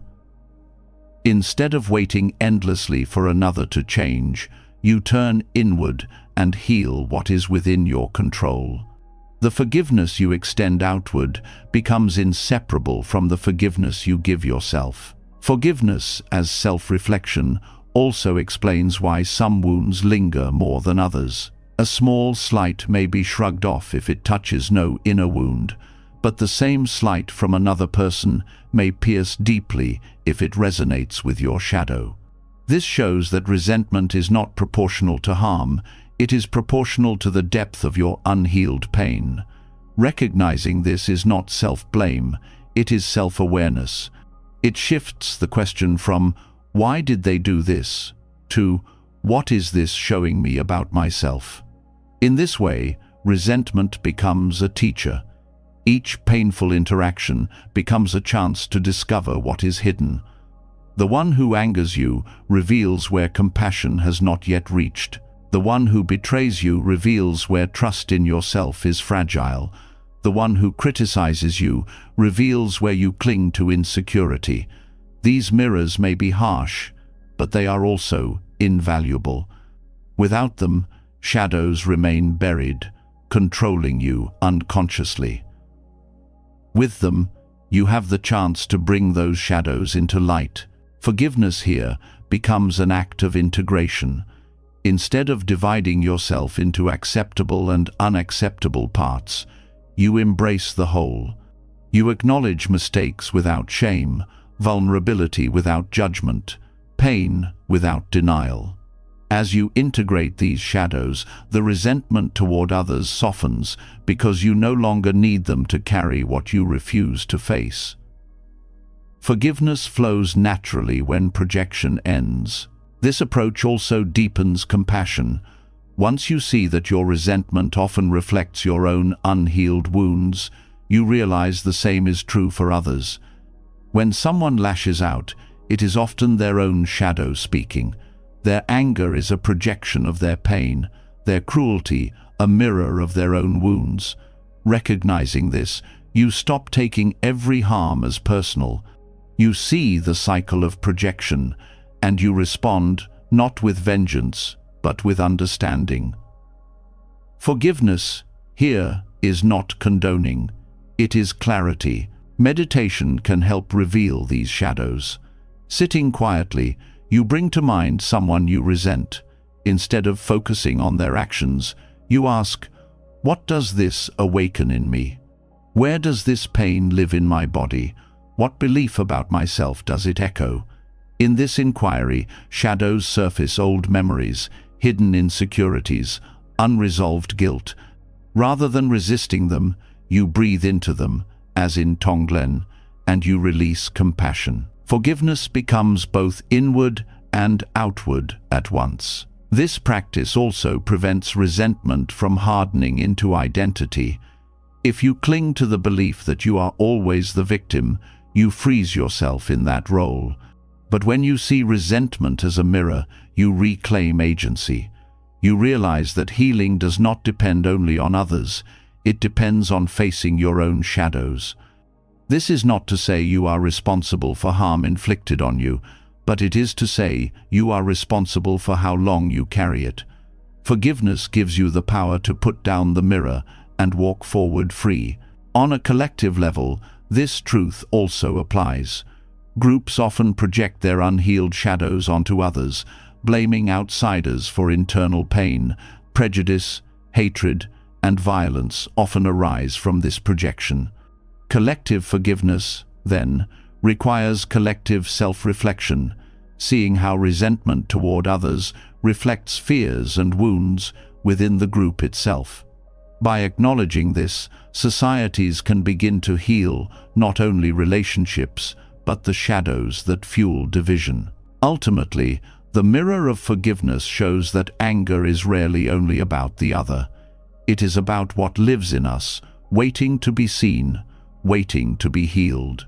To forgive is to face those reflections with honesty and compassion, to integrate what was hidden, to soften toward yourself as much as toward others. When you do this, resentment dissolves not because the past has changed, but because the shadow has been brought into light. The mirror no longer controls you. You see clearly, you release, and in that clarity, forgiveness arises naturally. When resentment is finally seen as a mirror reflecting your own unhealed wounds, the responsibility for freedom becomes clearer. Forgiveness is no longer only about what someone else has done, it is about what you choose to continue carrying. If shadows within you create suffering when left unseen, then forgiveness becomes the shield that protects your mind from being consumed by anger. It is not about excusing or reconciling, but about guarding the one place where peace can truly be cultivated, your inner world. To forgive, as protection of inner peace, is to recognize that holding grudges is like allowing an intruder to live rent-free inside your mind. Every replay of the hurt reopens the wound. Every thought of revenge keeps the fire burning. Every clinging to blame strengthens the chain. The one who hurt you may not even be aware, but your own mind suffers with every cycle. Forgiveness here is not a gift to them, it is a safeguard for you. It is the decision to stop sacrificing your calm for the sake of bitterness. This form of forgiveness also shifts the question entirely. Instead of asking, "Do they deserve my forgiveness?" you ask, "Do I deserve peace?" The answer is always yes. To forgive in this sense is not about the other at all. It is about valuing your own well-being enough to stop poisoning it with resentment. It is about choosing to water the seeds of calm instead of fueling the fire of anger. The Buddha compared anger to holding a hot coal with the intent of throwing it at someone else. You may aim it outward, but it is your hand that burns first. Forgiveness as protection means putting the coal down. It is not about pretending the fire never existed, but about refusing to continue burning yourself with it. Each act of release is an act of compassion for your own mind. Forgiveness in this sense is also preventative.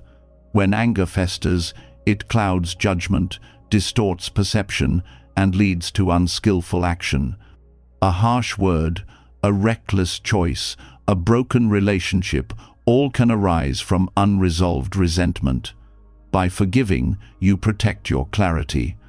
You prevent anger from driving you into choices that only deepen suffering. Forgiveness becomes not only healing of the past, but protection of the future. This practice also reveals the autonomy of the mind. You cannot control whether others apologize, change, or understand, but you can control whether their actions continue to disturb your peace. Forgiveness as protection is the reclaiming of sovereignty over your inner world. It says, "I will not let your choices dictate the quality of my mind. I may not be able to change you, but I can choose not to let hatred occupy me." Forgiveness also functions as protection against cycles of reactivity. Without it, one harm leads to another. Harsh words answered with harsher ones, violence answered with violence. These cycles spiral endlessly, both in relationships and within the mind. Forgiveness interrupts the spiral. It does not erase memory, but it refuses to let memory control reaction. In this way, Forgiveness safeguards not only your inner peace but also the peace of those around you. Protecting inner peace through forgiveness also teaches detachment. When you cling to the idea of justice through anger, you tie yourself to the one who harmed you. Forgiveness cuts that tie. It allows you to walk forward without dragging them with you in thought after thought. This detachment is not indifference, it is freedom. You can still seek justice, establish boundaries, or walk away, but you do it without letting hatred destroy your calm. Meditation shows this protection clearly. Sitting in silence, resentment often arises as intrusive thoughts. The mind replays words spoken, actions taken, faces remembered. Without forgiveness, these thoughts disturb the meditation, scattering the mind. With forgiveness, the thoughts still arise, but they lose their grip. You notice them, you breathe, you release. The mind settles. Forgiveness here is not only a spiritual act, it is practical hygiene for the mind. Forgiveness also protects inner peace by aligning you with compassion rather than judgment. When you replace anger with compassion, your mind becomes lighter, your body less tense, your breath calmer. Neuroscience confirms what Buddhism has long taught. Compassion activates states of calm, while anger activates states of stress. Forgiveness, by redirecting energy into compassion, becomes a physiological safeguard as well as a spiritual one. This protection is especially vital when harm cannot be undone. Some wounds are permanent. Waiting for external resolution may mean waiting forever. Forgiveness ensures that your peace is not held hostage to the impossible. It is the act of saying, I release this not because the past has changed, but because I refuse to let the past dominate my present. Protecting inner peace also means forgiving yourself. Resentment toward your own mistakes can be just as corrosive as resentment toward others. Forgiving yourself for what cannot be undone protects you from endless cycles of self-punishment. It frees your mind to focus on growth rather than guilt. In this way, forgiveness is both a shield against outer harm and a balm for inner wounds. On the deepest level, forgiveness as protection reveals that peace is not given from outside, it is cultivated within. The world will never cease to bring pain, betrayal, or disappointment. But forgiveness ensures that pain does not calcify into hatred. It transforms wounds into wisdom, scars into reminders of resilience. It guards the sanctuary of the mind, where true freedom lives. Forgiveness is therefore not surrender. It is self-respect. It is choosing not to let anger steal the calm you have cultivated, not to let resentment occupy the temple of your heart. It is the act of saying, my peace matters more than my grudge. And in that choice, forgiveness becomes the most powerful protection the mind can carry. When forgiveness is seen as protection of inner peace, it becomes clear that clinging to anger is ultimately self-destructive. You realize that every moment spent rehearsing the wound is a moment stolen from your calm. But there is another trap that keeps many hearts bound, the longing for an apology. The mind convinces itself that peace can only come when the one who caused harm admits their fault, asks for forgiveness, or expresses regret. Yet, this waiting often lasts a lifetime. Some people never acknowledge their actions. Some deny, minimize, or justify. Some have passed away, leaving no chance for words to be spoken. If forgiveness depends on their apology, freedom may never arrive. The Dharma teaches another path, to let go of the need for apologies and free yourself from dependence on another's recognition. The desire for apology is deeply human. It comes from the longing to feel validated, to know that your pain was seen and your worth restored. An apology can be powerful when given sincerely. It can soften wounds and rebuild trust. But when you make it a condition for peace, you hand over control of your heart to someone else. You say, "I cannot be free until you change." This is the opposite of liberation. Forgiveness means reclaiming that power, deciding that your peace will not wait for their words. Letting go of the need for apologies is not the same as saying, "Apologies do not matter." It means recognizing that while apologies are healing when they arrive, they cannot be the foundation of your freedom. The Buddha taught that clinging is the root of suffering, and clinging to the expectation of remorse is just another form of attachment. You bind your happiness to something outside your control, and in doing so, you remain chained. Release comes when you decide that your healing is not conditional. This shift requires a new perspective on responsibility. The one who caused harm may indeed carry moral responsibility, but the responsibility for your peace is yours alone. Waiting for them to acknowledge what they did gives them power over your mind. Choosing to forgive without apology is the act of reclaiming that power. It is the declaration that your peace is too valuable to be dependent on their remorse. Letting go of this need also frees you from disappointment. Many apologies, even when they arrive, fall short. They may be insincere, incomplete, or spoken in self-defense. Placing your hope in apology often leads to fresh pain when the words do not meet your expectations. Forgiveness without apology sidesteps this trap. It does not require you to measure the quality of someone else's remorse. It requires only that you release your own grip on resentment. The practice of letting go in this way also aligns with compassion. Often, people cannot apologize because they are trapped in their own suffering, too ashamed, too blind, or too hardened by their own wounds. Their inability to admit harm is itself a form of ignorance. To demand apology from someone still drowning in ignorance is to expect clarity from blindness. Compassion sees this clearly. It understands that while their harm was real, their refusal to apologize is another sign of their suffering. Forgiveness then becomes not approval but wisdom, the recognition that waiting for remorse from the unready is futile.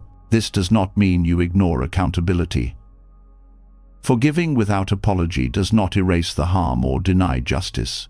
It simply means you no longer let your healing hinge on their behavior. You can still set boundaries, pursue justice, or walk away. Forgiveness without apology is about inner release, not external reconciliation. It is the choice to stop drinking poison while waiting for the other person to admit they poured it. Meditation can support this release. You bring to mind the person who hurt you and notice the longing for them to say, "I'm sorry." You acknowledge it, feel its weight, and then breathe into it. On the exhale, you release the demand. You repeat, "I do not need your apology to be free. I release you. I release myself." Over time, the longing weakens.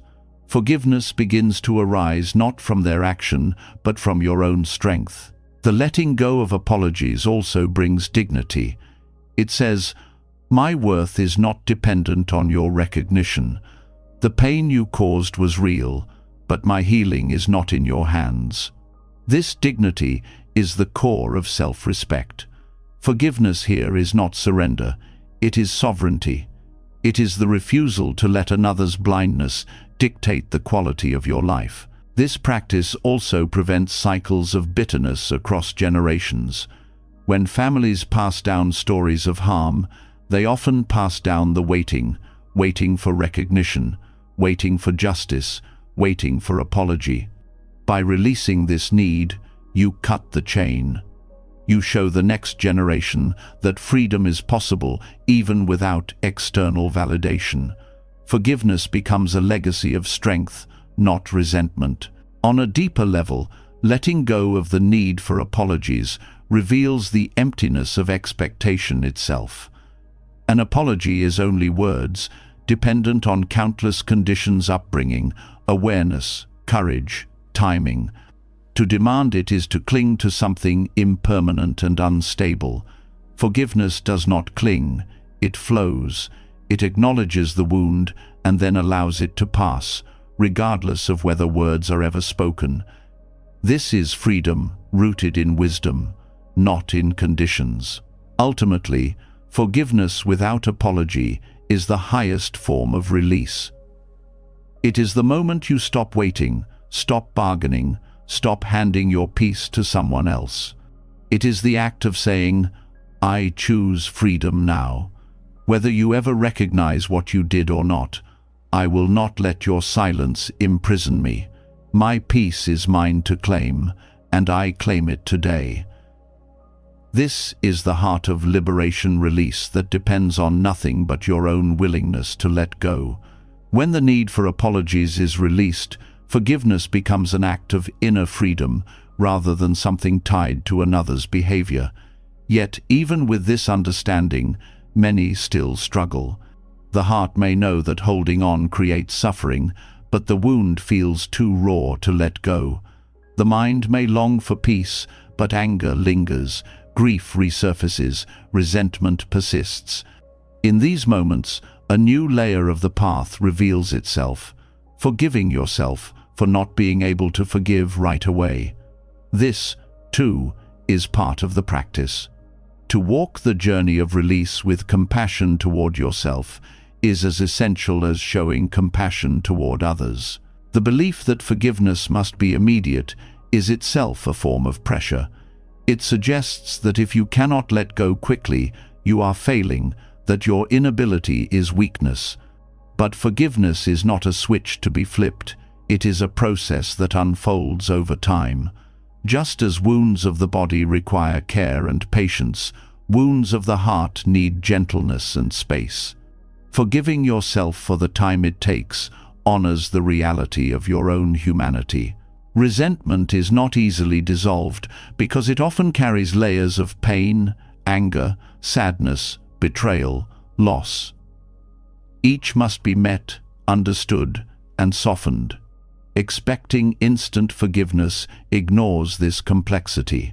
By forgiving yourself for not being ready, you create the conditions for forgiveness to ripen naturally, without force. Compassion toward yourself becomes the soil in which release eventually grows. This practice also prevents self-blame from compounding suffering. Many people feel guilt not only for the harm they experienced, but also for their inability to let it go. They think, "I should be stronger, I should forgive by now." This self-criticism only deepens the wound. Forgiving yourself for not being ready breaks this cycle. It reminds you that struggling is not failure, it is part of healing. The Buddha often taught about the middle path, not indulging, not suppressing. Forgiving yourself for delay embodies this wisdom. You do not indulge resentment by clinging to it endlessly, but you also do not suppress it by forcing forgiveness prematurely. You walk the middle way of patience, holding space for your pain while remaining open to eventual release. Compassion for your own struggle also mirrors the compassion you extend to others.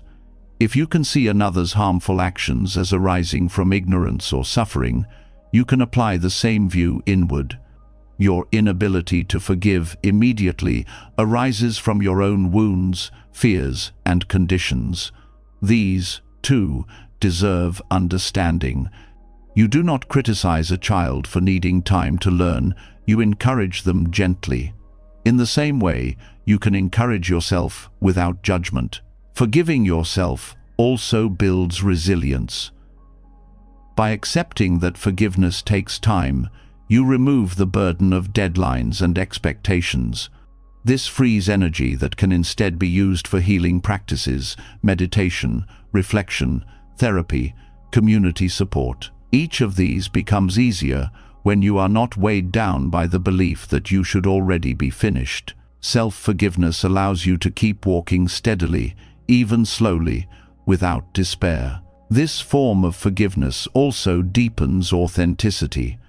To say, "I forgive," before you truly feel it can create inner conflict. You speak words of release, but the body still carries tension.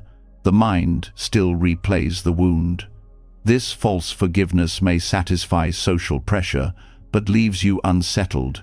By forgiving yourself for not being ready, you remain honest.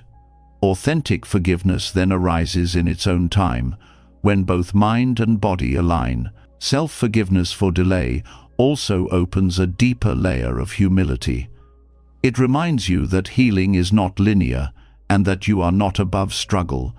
This humility protects you from judging others harshly when they, too, struggle to forgive. Your own process becomes a source of empathy, teaching you that patience is part of the universal journey. Meditation can help in this self-compassion. Sitting quietly, you bring awareness to the feeling of resistance, the anger, the pain, the unwillingness to release. Instead of fighting it, you breathe into it. You silently say, "It is okay. I forgive myself for not being ready yet." With each breath, the self-criticism softens. You create space for your heart to heal at its own pace. This space is itself forgiveness. Forgiving yourself for delay also aligns with impermanence. Just as pain changes over time, so too does your readiness to forgive. The fact that you cannot release today does not mean you never will. By holding compassion for your current struggle, you trust the truth of impermanence, that every state shifts and readiness will eventually arise. Ultimately, forgiving yourself for not being able to forgive immediately is itself an act of courage. It is the refusal to add another layer of blame onto your suffering. It is the willingness to honor your process without shame. It is the recognition that forgiveness is not a race, but a path, and that walking it with compassion for yourself is as important as forgiving others. In this way, the journey becomes complete.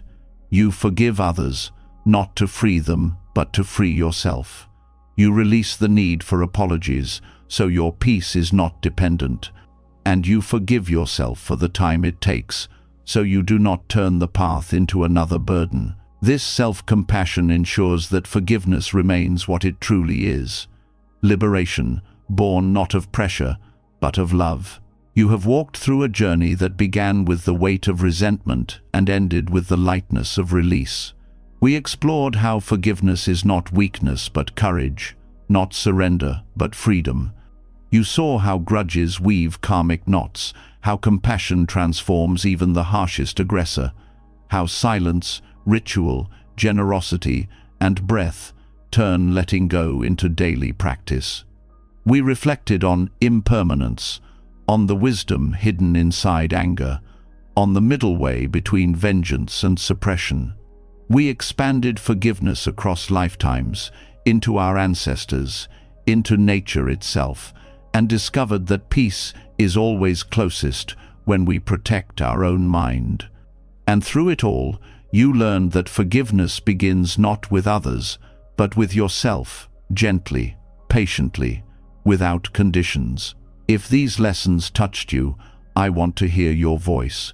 Share your thoughts in the comments below. What part of this journey resonated most with you? Was it self-forgiveness, compassion for those who harmed you, or the recognition that peace is your birthright? Your words might be the encouragement someone else needs tonight. And if you found wisdom here, make sure to subscribe to the channel and turn on notifications. Together, we'll keep building a space of clarity, compassion, and strength, one where every night you fall asleep lighter than before, and every morning you wake up freer than you ever thought possible.